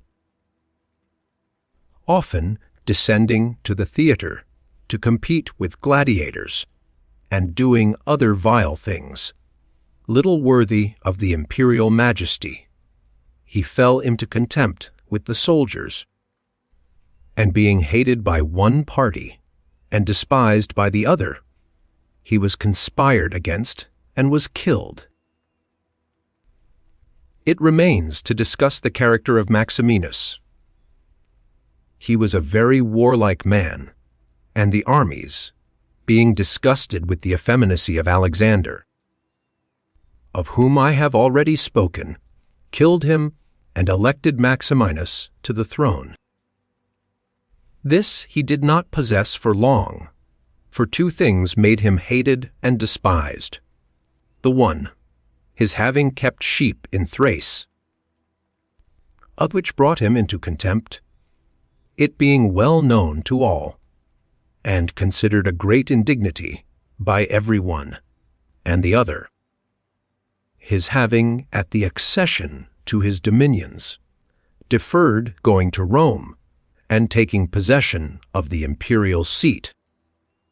He had also gained a reputation for the utmost ferocity by having, through his prefects in Rome and elsewhere in the empire, practiced many cruelties, so that the whole world was moved to anger at the meanness of his birth and to fear at his barbarity.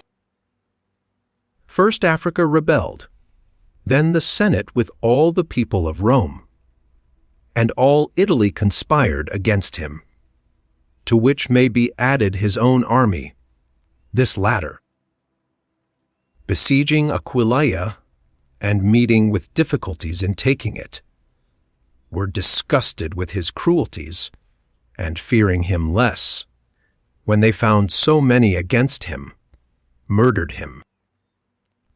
I do not wish to discuss Heliogabalus, Macrinus, or Julian, who, being thoroughly contemptible, were quickly wiped out.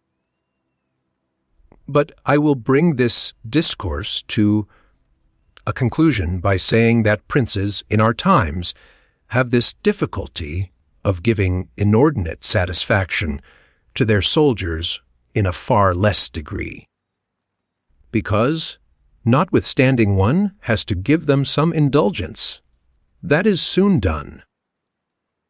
None of these princes have armies that are veterans in the governance and administration of provinces, as were the armies of the Roman Empire.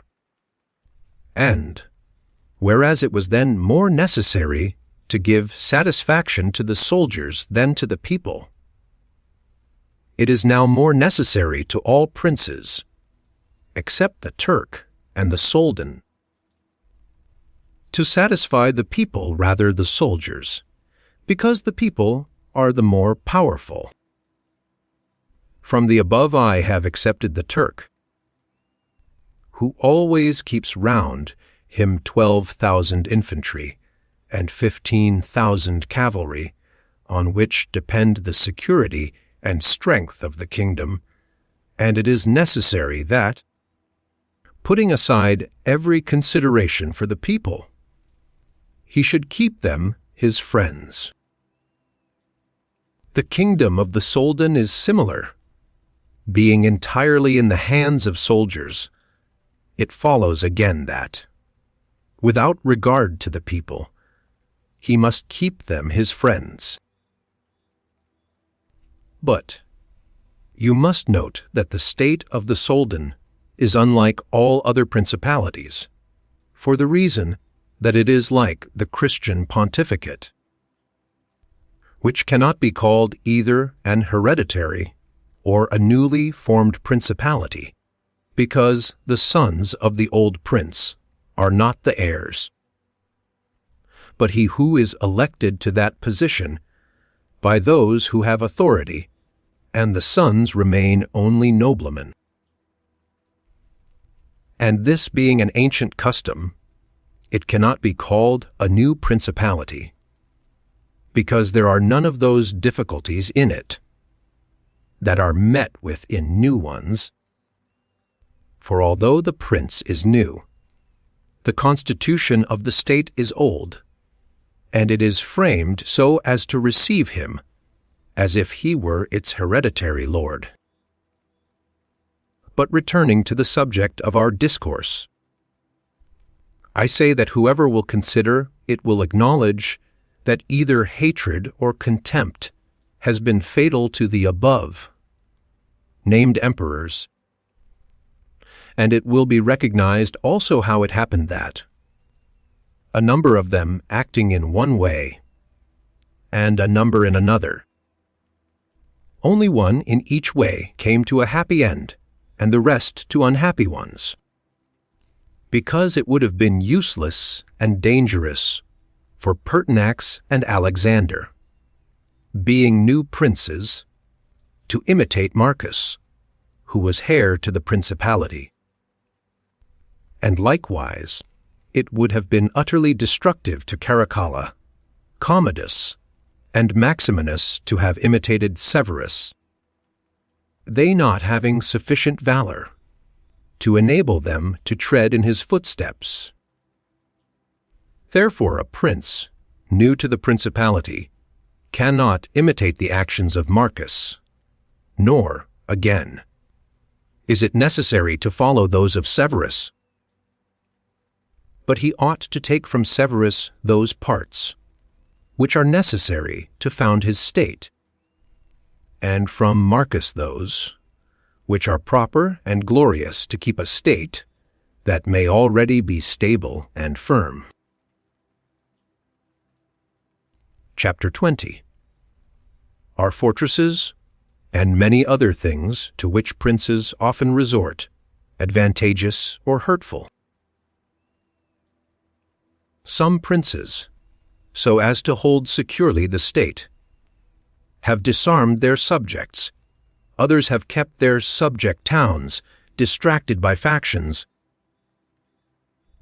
Others have fostered enmities against themselves.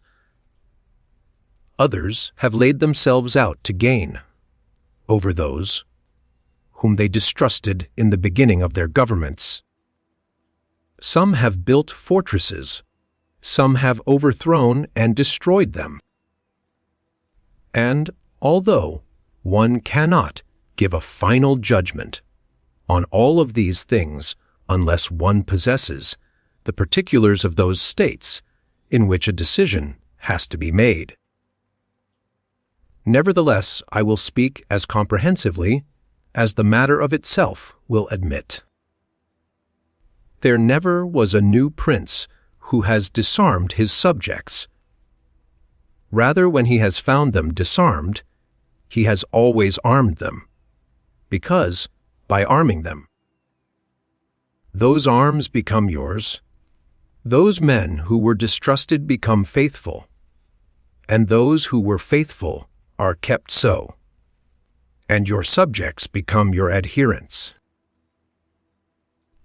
And, whereas all subjects cannot be armed, yet when those whom you do arm are benefited, the others can be handled more freely, and this difference in their treatment, which they quite understand, makes the former your dependents, and the latter, considering it to be necessary that those who have the most danger and service should have the most reward, excuse you. But when you disarm them, you at once offend them by showing that you distrust them, either for cowardice or for want of loyalty. And either of these opinions breeds hatred against you. And because you cannot remain unarmed, it follows that you turn to mercenaries, which are of the character already shown. Even if they should be good, they would not be sufficient to defend you against powerful enemies and distrusted subjects. Therefore, as I have said, a new prince in a new principality has always distributed arms. Histories are full of examples. But when a prince acquires a new state, which he adds as a province to his old one, then it is necessary to disarm the men of that state, except those who have been his adherents in acquiring it, and these again, with time and opportunity, should be rendered soft and effeminate.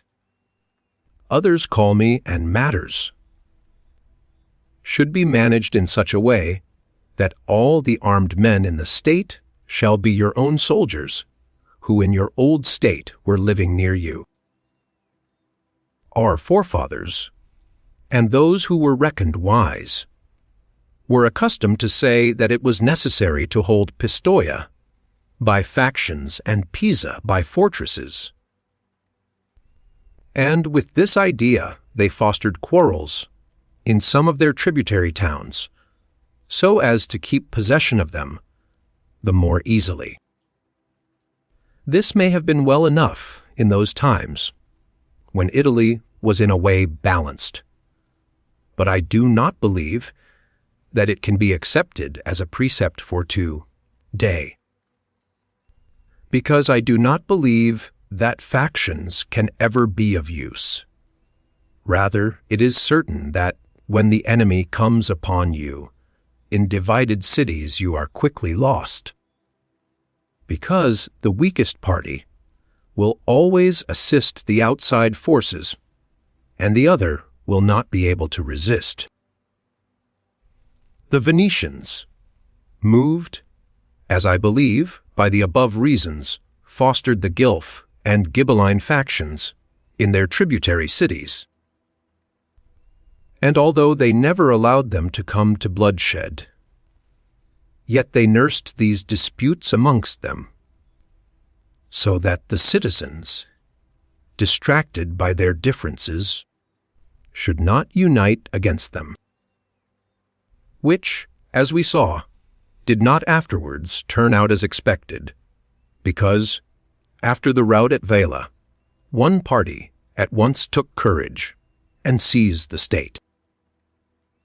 Such methods argue, therefore, weakness in the prince, because these factions will never be permitted in a vigorous principality. Such methods for enabling one the more easily to manage subjects are only useful in times of peace, but if war comes, this policy proves fallacious. Without doubt, princes become great when they overcome the difficulties and obstacles by which they are confronted, and therefore fortune, especially when she desires to make a new prince great, who has a greater necessity to earn renown than an hereditary one, causes enemies to arise and form designs against him, in order that he may have the opportunity of overcoming them, and by them to mount higher, others by a ladder which his enemies have raised. For this reason many consider that a wise prince, when he has the opportunity, ought with craft to foster some animosity against himself, so that, having crushed it, his renown may rise higher.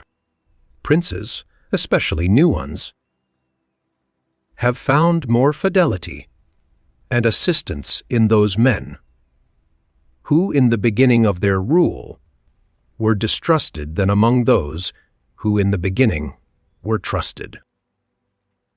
Pandolfo Petrucci, Prince of Siena, ruled his state more by those who had been distrusted than by others. But on this question one cannot speak generally, for it varies so much with the individual. I will only say this, that those men who at the commencement of a princedom have been hostile, if they are of a description to need assistance to support themselves, can always be gained over with the greatest ease, and they will be tightly held to serve the prince with fidelity, inasmuch as they know it to be very necessary for them to cancel by deeds the bad impression which he had formed of them, and thus the prince always extracts more profit from them than from those who, serving him in too much security, may neglect his affairs.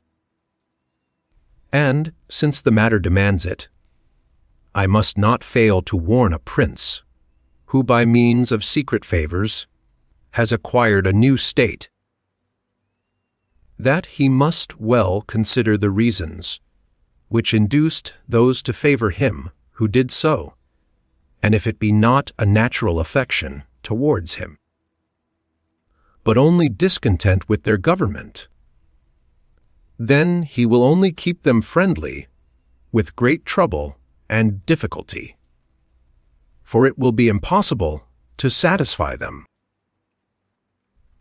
And weighing well the reasons for this in those examples, which can be taken from ancient and modern affairs, we shall find that it is easier for the prince to make friends of those men who were contented under the former government, and are therefore his enemies, than of those who, being discontented with it, were favorable to him and encouraged him to seize it.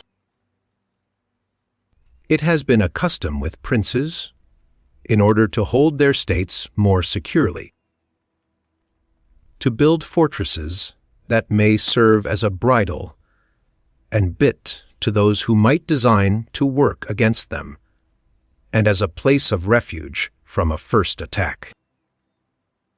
I praise this system because it has been made use of formerly. Notwithstanding that, Messer Niccolò Machiavelli in our times has been seen to demolish 2 fortresses in Città di Castello, so that he might keep that state, Guido Ubaldo, Duke of Urbino, on returning to his dominion, whence he had been driven by Cesare Borgia, razed to the foundations all the fortresses in that province, of and considered that without them it would be more difficult to lose it. The Bentivogli, returning to Bologna, came to a similar decision.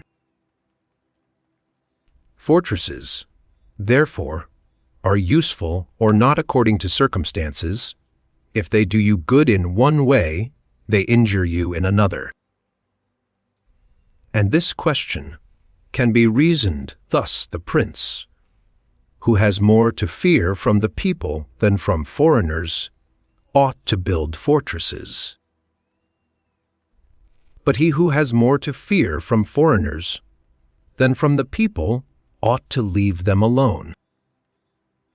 The castle of Milan, built by Francesco Sforza, has made, and will make, more trouble for the house of Sforza than any other disorder in the state. For this reason, the best possible fortress is not to be hated by the people, because, although you may hold the fortresses, yet they will not save you if the people hate you. For there will never be wanting foreigners to assist a people who have taken arms against you. It has not been seen in our times that such fortresses have been of use to any prince, unless to the Countess of Forli, when the Count Girolamo, her consort, was killed, for by that means she was able to withstand the popular attack, and wait for assistance from Milan, and thus recover her state. And the posture of affairs was such at that time that the foreigners could not assist the people.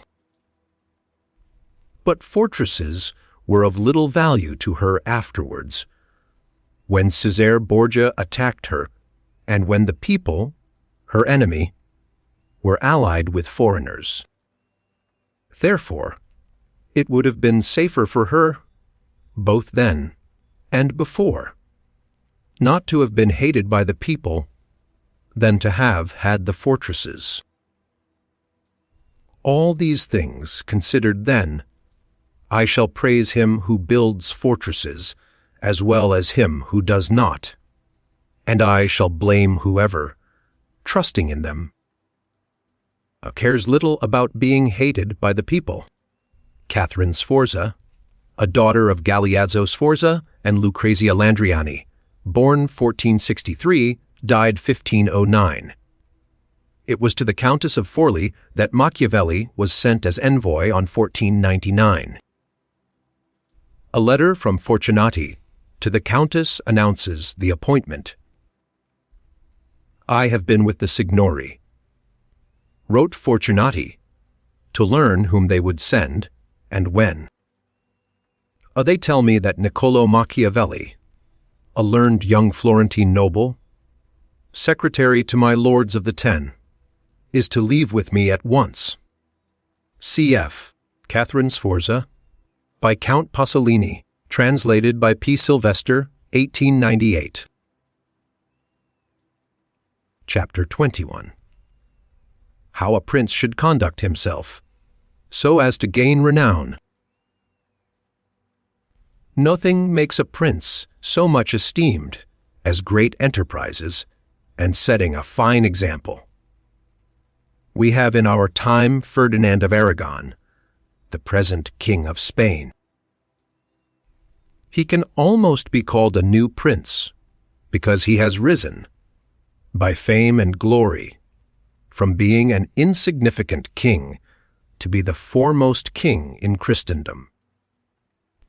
And if you will consider his deeds, you will find them all great, and some of them extraordinary.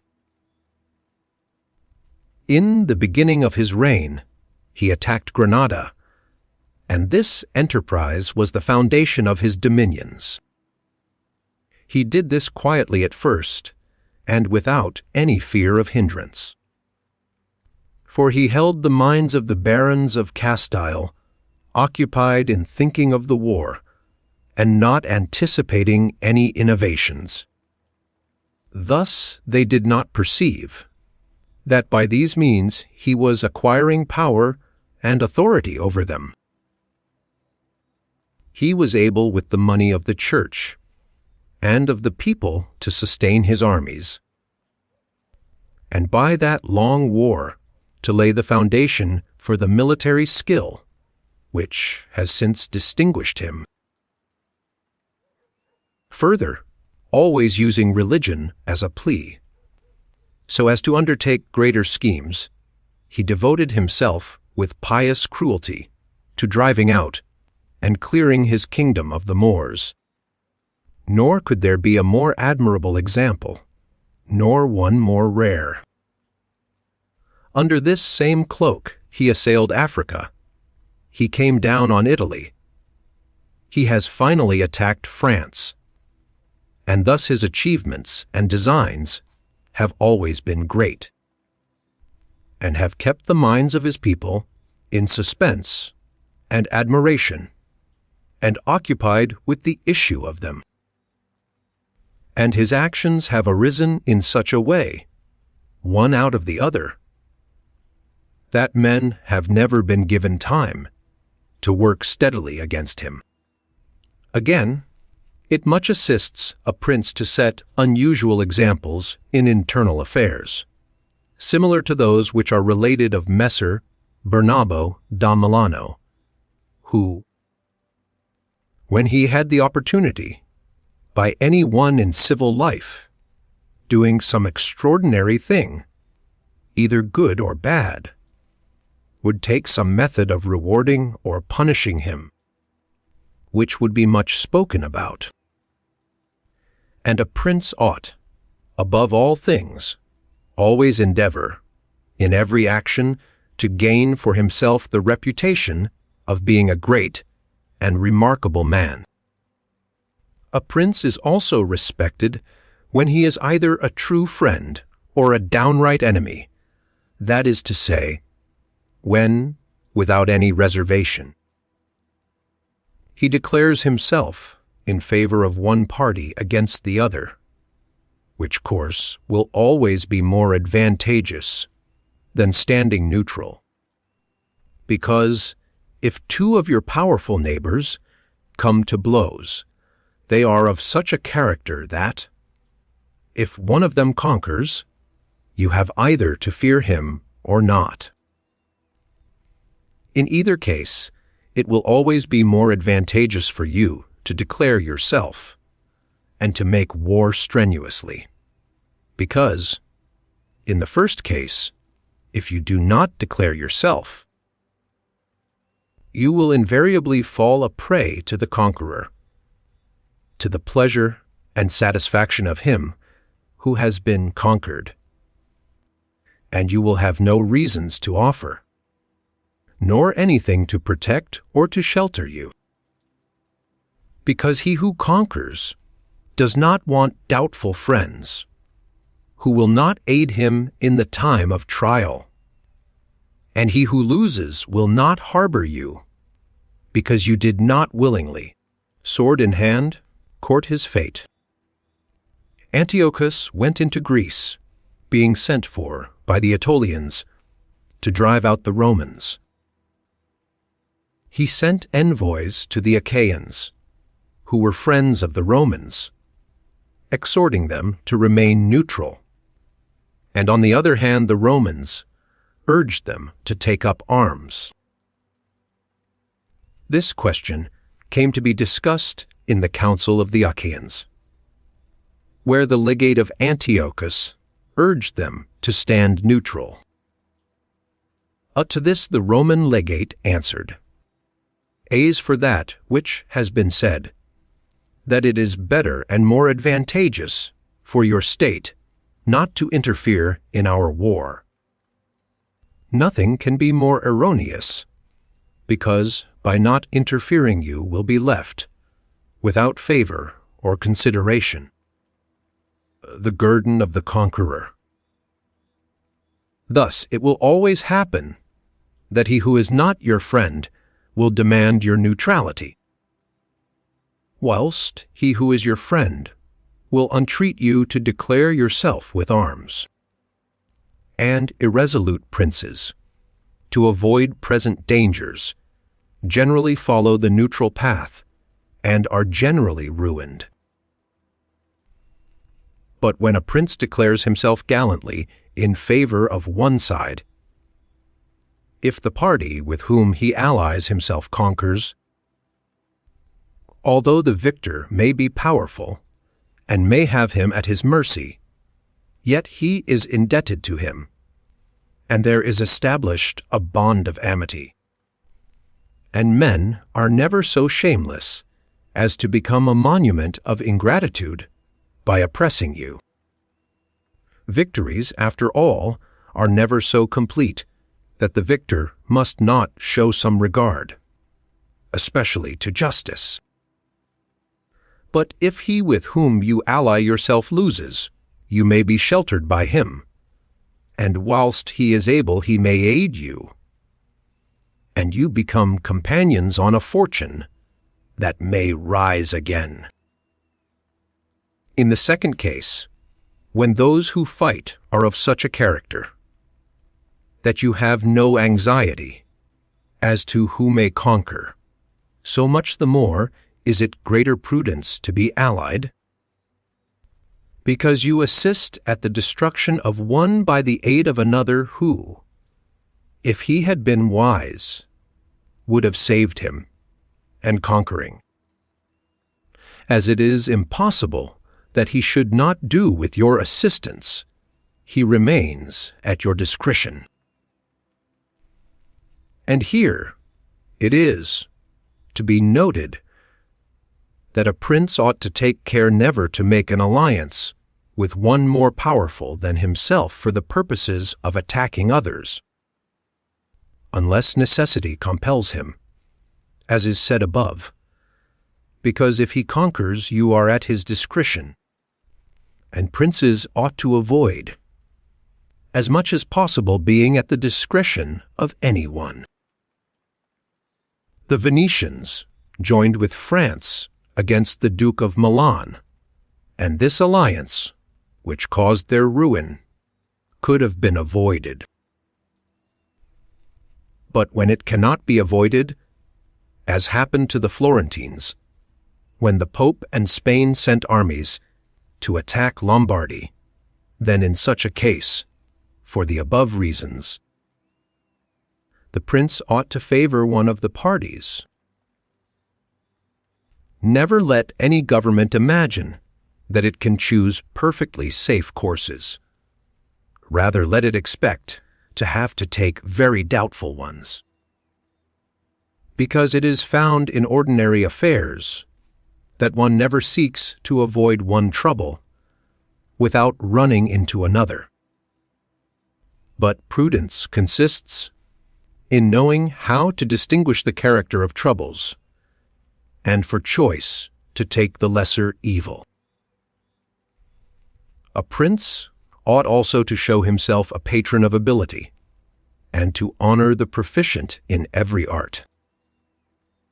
At the same time, he should encourage his citizens to practice their callings peaceably, both in commerce and agriculture, and in every other following, so that the one should not be deterred from improving his possessions for fear, lest they be taken away from him, or another, from opening up trade for fear of taxes. But the prince ought to offer rewards to whoever wishes to do these things and designs, in any way to honor his city or state. Further, he ought to entertain the people with festivals and spectacles at convenient seasons of the year. And as every city is divided into guilds or into societies, he ought to hold such bodies in esteem and associate with them sometimes, and show himself an example of courtesy and liberality, nevertheless, always maintaining the majesty of his rank. For this he must never consent to abate in anything. Guilds or societies, un artio in tribu. Arti were craft or trade guilds, cf. Florio, art. A whole company of any trade in any city or corporation town. The guilds of Florence are most admirably described by Mr. Edgecombe Staley in his work on the subject. Methuen, 1906. Institutions of a somewhat similar character, called artel, exist in Russia today, cf. Sir Mackenzie Wallace's Russia, ed. 1905. The sons were always during the working season members of an artel. In some of the larger towns, there are artels of a much more complex kind. Permanent associations, possessing large capital, and pecuniarily responsible for the acts of the individual members. The word artel, despite its apparent similarity, has, Mr. Aylmer Maude assures me, no connection with ars or art. Its root is that of the verb rotisia, to bind oneself by an oath, and it is generally admitted to be only another form of rota, which now signifies a regimental company. In both words, the underlying idea is that of a body of men united by an oath. Tribo were possibly Gentile groups, united by common descent, and included individuals connected by marriage. Perhaps our words, sex, or clans, would be most appropriate. Chapter 22. Concerning the Secretaries of Princes. The choice of servants is of no little importance to a prince, and they are good or not according to the discrimination of the prince. And the first opinion which one forms of a prince and of his understanding is by observing the men he has around him. And when they are capable and faithful, he may always be considered wise, because he has known how to recognize the capable and to keep them faithful. But when they are otherwise, one cannot form a good opinion of him. For the prime error which he made was in choosing them. There were none who knew Messer Antonio da Venafro as the servant of Pandolfo Petrucci, Prince of Siena, who would not consider Pandolfo to be a very clever man in having Venafro for his servant. Because there are three classes of intellects, one which comprehends by itself, another which appreciates what others comprehended, and a third which neither comprehends by itself, nor by the showing of others. The first is the most excellent, the second is good, the third is useless. Therefore, it follows necessarily that, if Pandolfo was not in the first rank, he was in the second. For whenever one has judgment to know good and bad when it is said and done, although he himself may not have the initiative, yet he can recognize the good and the bad in his servant, and the one he can praise, and the other correct. Thus the servant cannot hope to deceive him, and is kept honest. But to enable a prince to form an opinion of his servant, there is one test which never fails. When you see the servant thinking more of his own interests than of yours, and seeking inwardly his own profit in everything, such a man will never make a good servant, nor will you ever be able to trust him. Because he who has the state of another in his hands ought never to think of himself, but always of his prince, and never pay any attention to matters in which the prince is not concerned. On the other hand, to keep his servant honest, the prince ought to study him, honoring him, enriching him, doing him kindnesses, sharing with him the honors and cares, and at the same time let him see that he cannot stand alone, so that many honors may not make him desire more. Many riches make him wish for more, and that many cares may make him dread chances. When, therefore, servants and princes towards servants are thus disposed, they can trust each other. But when it is otherwise, the end will always be disastrous for either one or the other. Chapter 23. How Flatterers Should Be Avoided. I do not wish to leave out an important branch of this subject, for it is a danger from which princes are with difficulty preserved, unless they are very careful and discriminating. It is that of flatterers, of whom courts are full, because men are so complacent in their own affairs, and in a way so deceived in them, that they are preserved with difficulty from this pest. And if they wish to defend themselves, they run the danger of falling into contempt. Because there is no other way of guarding oneself from flatterers, except letting men understand that to tell you the truth does not offend you. But when every one may tell you the truth, respect for you abates. Therefore, a wise prince ought to hold a third course, by choosing the wise men in his state, and giving to them only the liberty of speaking the truth to him, and then only of those things of which he inquires, and of none others.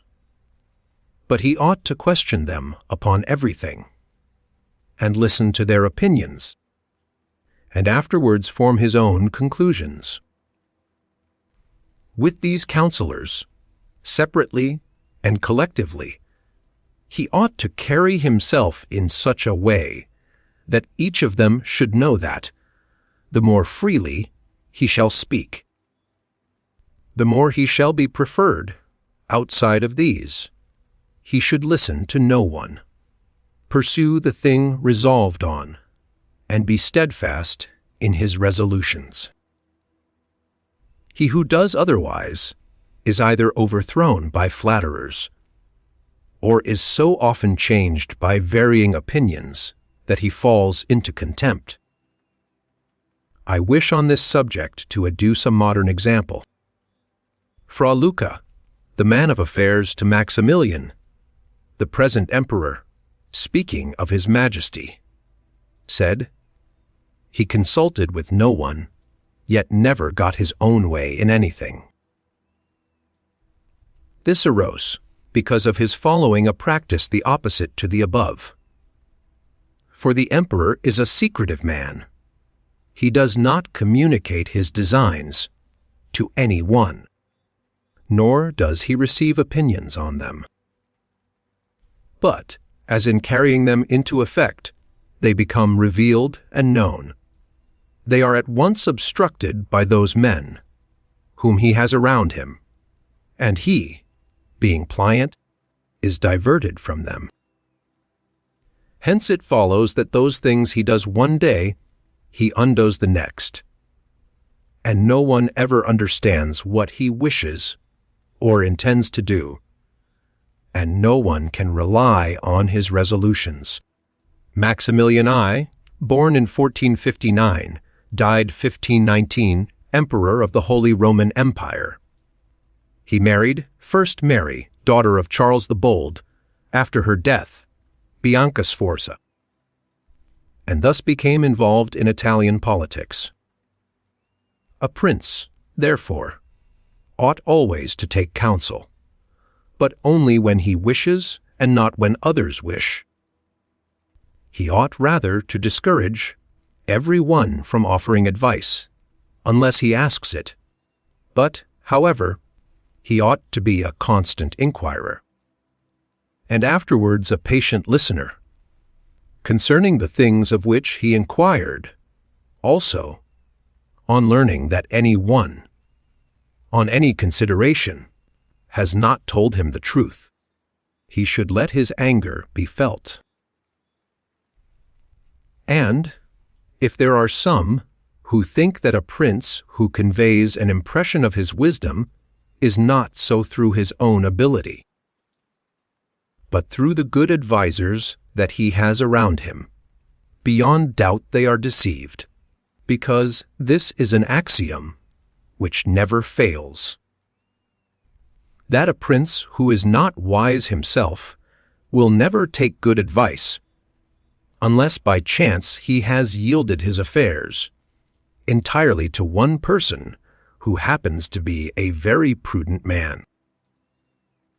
In this case, indeed, he may be well governed, but it would not be for long, because such a governor would, in a short time, take away his state from him. But if a prince who is not inexperienced should take counsel from more than one, he will never get united counsels, nor will he know how to unite them. Each of the counselors will think of his own interests, and the prince will not know how to control them, or to see through them. And they are not to be found otherwise, because men will always prove untrue to you, unless they are kept honest by constraint. Therefore, it must be inferred that good counsels, whencesoever they come, are born of the wisdom of the prince, and not the wisdom of the prince from good counsels.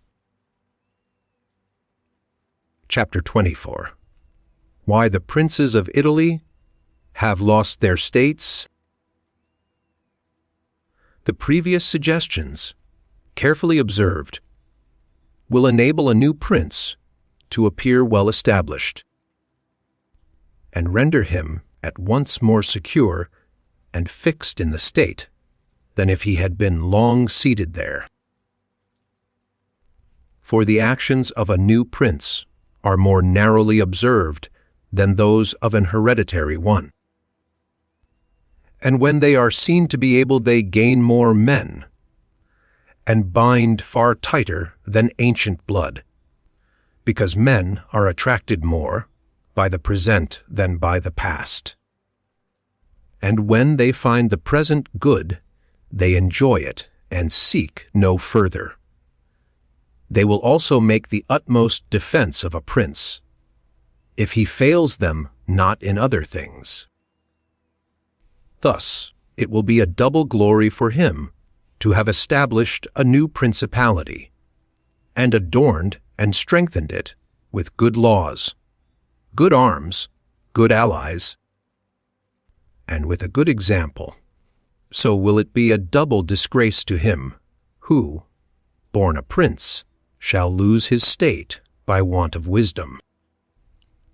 And if those seigneurs are considered who have lost their states in Italy in our times, such as the King of Naples, the Duke of Milan, and others, there will be found in them, firstly, one common defect in regard to arms from the causes which have been discussed at length.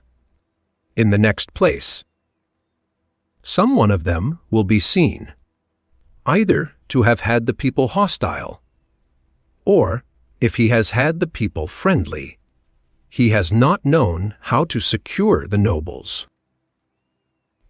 In the absence of these defect states, that have power enough to keep an army in the field cannot be lost. Philip of Macedon, not the father of Alexander the Great, but he who was conquered by Titus Quintius, had not much territory compared to the greatness of the Romans and of Greece who attacked him. Yet being a warlike man who knew how to attract the people and secure the nobles, he sustained the war against his enemies for many years.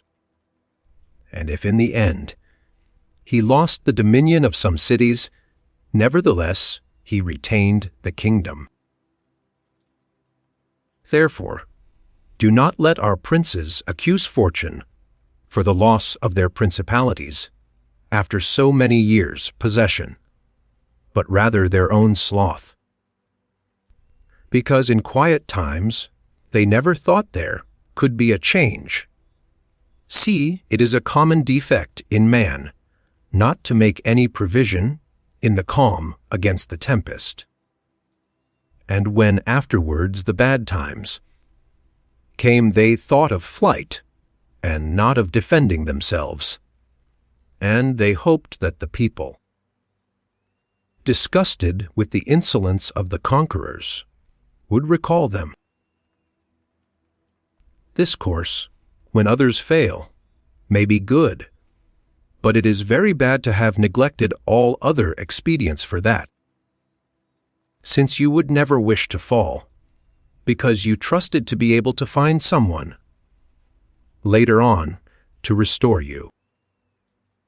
This again either does not happen, or, if it does, it will not be for your security, because that deliverance is of no avail which does not depend upon yourself. Of those only are reliable, certain, and durable that depend on yourself and your valor. Chapter 25. What fortune can effect in human affairs, and how to withstand her. It is not unknown to me how many men have had, and still have, the opinion that the affairs of the world are in such wise governed by fortune, and by God, that men with their wisdom cannot direct them, and that no one can even help them. And because of this, they would have us believe that it is not necessary to labor much in affairs, but to let chance govern them. This opinion has been more credited in our times because of the great changes in affairs which have been seen, and may still be seen, every day, beyond all human conjecture. Sometimes pondering over this, I am in some degree inclined to their opinion. Nevertheless, not to extinguish our free will, I hold it to be true that fortune is the arbiter of one half of our actions, but that she still leaves us to direct the other half, or perhaps a little less. Frederick the Great was accustomed to say, "The older one gets, the more convinced one becomes that His Majesty King Chance does 3/4 of the business of this miserable universe." Sorrel's Eastern Question. I compare her to one of those raging rivers, which when in flood overflows the plains, sweeping away trees and buildings, bearing away the soil from place to place. Everything flies before it. All yield to its violence, without being able in any way to withstand it. And yet, though its nature be such, it does not follow therefore that men, when the weather becomes fair, shall not make provision, both with defenses and barriers, in such a manner that, rising again, the waters may pass away by canal, and their force be neither so unrestrained nor so dangerous. So it happens with fortune, who shows her power where valor has not prepared to resist her, and thither she turns her forces, where she knows that barriers and defenses have not been raised to constrain her. And if you will consider Italy, which is the seat of these changes, and which has given to them their impulse, you will see it to be an open country, without barriers, and without any defense. For if it had been defended by proper valor, as are Germany, Spain, and France, either this invasion would not have made the great changes it has made, or it would not have come at all. And this I consider enough to say concerning resistance to fortune in general. But confining myself more to the particular, I say that a prince may be seen happy today and ruined tomorrow without having shown any change of disposition or character. This, I believe, arises firstly from causes that have already been discussed at length, namely, that the prince who relies entirely on fortune is lost when it changes. I believe also that he will be successful who directs his actions according to the spirit of the times, and that he whose actions do not accord with the times will not be successful. Because men are seen, in affairs that lead to the end which every man has before him, namely, glory and riches, to get there by various methods, one with caution, another with haste, one by force, another by skill, one by patience, another by its opposite, and each one succeeds in reaching the goal by a different method. One can also see of two cautious men, the one attain his end, the other fail, and similarly, two men, by different observances, are equally successful. The one being cautious, the other impetuous, all this arises from nothing else than whether or not they conform in their methods to the spirit of the times. This follows from what I have said, that two men working differently bring about the same effect, and of two working similarly, one attains his object and the other does not. Changes in a state also issue from this, for if, to one who governs himself with caution and patience, times and affairs converge in such a way that his administration is successful, his fortune is made. But if times and affairs change, He is ruined if he does not change his course of action. But a man is not often found sufficiently circumspect to know how to accommodate himself to the change, both because he cannot deviate from what nature inclines him to do, and also because, having always prospered by acting in one way, he cannot be persuaded that it is well to leave it, and, therefore, the cautious man, when it is time to turn adventurous, does not know how to do it. Hence he is ruined.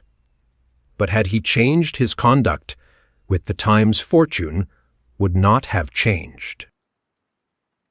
Pope Julius II went to work impetuously in all his affairs, and found the times and circumstances conform so well to that line of action that he always met with success. Consider his first enterprise against Bologna, Messer Giovanni Bentivogli being still alive. The Venetians were not agreeable to it, nor was the King of Spain, and he had the enterprise still under discussion with the King of France. Nevertheless, he personally entered upon the expedition with his accustomed boldness and energy, a move which made Spain and the Venetians stand irresolute and passive, the latter from fear, the former from desire to recover the kingdom of Naples. On the other hand, he drew after him the King of France, because that king, having observed the movement, and desiring to make the Pope his friend, so as to humble the Venetians, found it impossible to refuse him. Therefore Julius, with his impetuous action, accomplished what no other pontiff, with simple human wisdom, could have done. For if he had waited in Rome until he could get away, with his plans arranged and everything fixed, as any other pontiff would have done, he would never have succeeded, because the King of France would have made 1,000 excuses, and the others would have raised 1,000 fears. I will leave his other actions alone, as they were all alike, and they all succeeded, for the shortness of his life did not let him experience the contrary. But if circumstances had arisen which required him to go cautiously, his ruin would have followed, because he would never have deviated from those ways to which nature inclined him.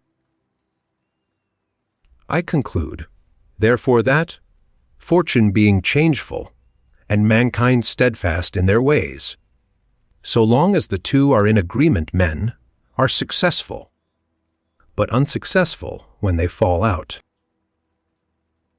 For my part, I consider that it is better to be adventurous than cautious, because fortune is a woman, and if you wish to keep her under, it is necessary to beat and ill use her. And it is seen that she allows herself to be mastered by the adventurous, rather than by those who go to work more coldly. She is, therefore, always, woman-like, a lover of young men, because they are less cautious, more violent, and with more audacity command her. Chapter 26. An exhortation to liberate Italy from the barbarians. Having carefully considered the subject of the above discourses, and wondering within myself whether the present times were propitious to a new prince, and whether there were elements that would give an opportunity to a wise and virtuous one to introduce a new order of things which would do honor to him and good to the people of this country. It appears to me that so many things concur to favor a new prince that I never knew a time more fit than the present. And if, as I said, it was necessary that the people of Israel should be captive so as to make manifest the ability of Moses, that the Persians should be oppressed by the Medes, so as to discover the greatness of the soul of Cyrus, and that the Athenians should be dispersed to illustrate the capabilities of Theseus, then, at the present time, in order to discover the virtue of an Italian spirit, it was necessary that Italy should be reduced to the extremity that she is now in, that she should be more enslaved than the Hebrews, more oppressed than the Persians, more scattered than the Athenians, without head, without order, beaten, despoiled, torn, overrun, and to have endured every kind of desolation. Although lately some spark may have been shown by one, which made us think he was ordained by God for our redemption, nevertheless it was afterwards seen. In the height of his career, that fortune rejected him, so that Italy, left as without life, waits for him who shall yet heal her wounds and put an end to the ravaging and plundering of Lombardy, to the swindling and taxing of the kingdom and of Tuscany, and cleans those sores that for long have festered. It is seen how she entreats God to send someone who shall deliver her from these wrongs and barbarous insolencies. It is seen also that she is ready and willing to follow a banner, if only someone will raise it. Nor is there to be seen at present one in whom she can place more hope than in your illustrious house, with its valor and fortune, favored by God, and by the church of which it is now the chief, and which could be made the head of this redemption. This will not be difficult, if you will recall to yourself the actions and lives of the men I have named. And although they were great and wonderful men, yet they were men, and each one of them had no more opportunity than the present offers, for their enterprises were neither more just nor easier than this, nor was God more their friend than he is yours. Giuliano de' Medici. He had just been created a cardinal by Leo X. In 1523 Giuliano was elected pope and took the title of Clement V. Flatterers. With us there is great justice, because that war is just which is necessary, and arms are hallowed, when there is no other hope but in them. Here there is the greatest willingness. And where the willingness is great, the difficulties cannot be great, if you will only follow those men to whom I have directed your attention. Further than this, how extraordinarily the ways of God have been manifested beyond example. The sea is divided, a cloud has led the way, the rock has poured forth water. It has rained manna. Everything has contributed to your greatness. You ought to do the rest. God is not willing to do everything, and thus take away our free will, and that share of glory which belongs to us. And it is not to be wondered at, if none of the above named Italians have been able to accomplish all that is expected from your illustrious house. And if in so many revolutions in Italy, and in so many campaigns, it has always appeared as if military virtue were exhausted, this has happened because the old order of things was not good, and none of us have known how to find a new one. And nothing honors a man more than to establish new laws and new ordinances when he himself was newly risen. Such things, when they are well founded and dignified, will make him revered and admired. And in Italy, there are not wanting opportunities to bring such into use in every form.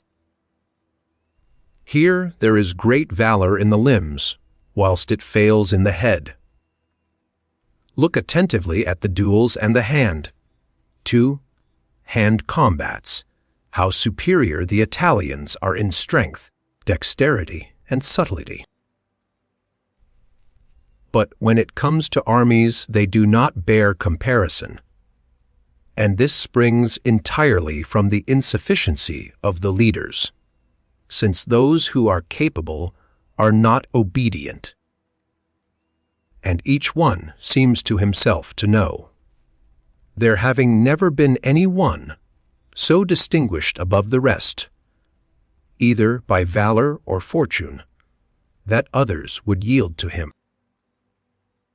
Hence it is that for so long a time, and during so much fighting in the past 20 years, whenever there has been an army wholly Italian, it has always given a poor account of itself. The first witness to this is Il Taro, afterwards Alessandria, Capua, Genoa, Vila, Bologna, Mestre. The battles of Il Taro, 1495, Alessandria, 1499, Capua, 1501, Genoa, 1507, Vela, 1509, Bologna, 1511, Mestre, 1513. If, therefore, your illustrious house wishes to follow these remarkable men who have redeemed their country, it is necessary, before all things, as a true foundation for every enterprise, to be provided with your own forces, because there can be no more faithful, truer, or better soldiers. And although singly they are good, altogether they will be much better when they find themselves commanded by their prince, honored by him, and maintained at his expense. Therefore, it is necessary to be prepared with such arms, so that you can be defended against foreigners by Italian valor. And although Swiss and Spanish infantry may be considered very formidable, nevertheless there is a defect in both, by reason of which a third order would not only be able to oppose them, but might be relied upon to overthrow them. For the Spaniards cannot resist cavalry, and the Switzers are afraid of infantry whenever they encounter them in close combat. Owing to this, as has been and may again be seen, the Spaniards are unable to resist French cavalry, and the Switzers are overthrown by Spanish infantry. And although a complete proof of this latter cannot be shown, nevertheless there was some evidence of it at the Battle of Ravenna, when the Spanish infantry were confronted by German battalions who follow the same tactics as the Swiss, when the Spaniards, us by agility of body, and with the aid of their shields, got in under the pikes of the Germans and stood out of danger, able to attack, while the Germans stood helpless. And if the cavalry had not dashed up, all would have been over with them. It is possible, therefore, knowing the defects of both these infantries, to invent a new one, which will resist cavalry, and not be afraid of infantry. This need not create a new order of arms, but a variation upon the old. And these are the kind of improvements which confer reputation and power upon a new prince. This opportunity, therefore, ought not to be allowed to pass for letting Italy at last see her liberator appear. Nor can one express the love with which he would be received in all those provinces which have suffered so much from these foreign scarrings, with what thirst for revenge, with what stubborn faith, with what devotion, with what tears. What door would be closed to him? Who would refuse obedience to him? What envy would hinder him? What Italian would refuse him homage? To all of us this barbarous dominion stinks. Let, therefore, your illustrious house take up this charge with that courage and hope with which all just enterprises are undertaken, so that under its standard our native country may be ennobled, and under its auspices may be verified that saying of Petrarch, Virtu contro al furor prendere l'arme, Aefia il combatter cordo, Celantico velor negliatalici cor non e ancor morto. Virtue against fury shall advance the fight, and the combat soon shall put to flight. For the old Roman valor is not dead, nor inth Italians' breasts extinguished. Edward Dacre, 1640.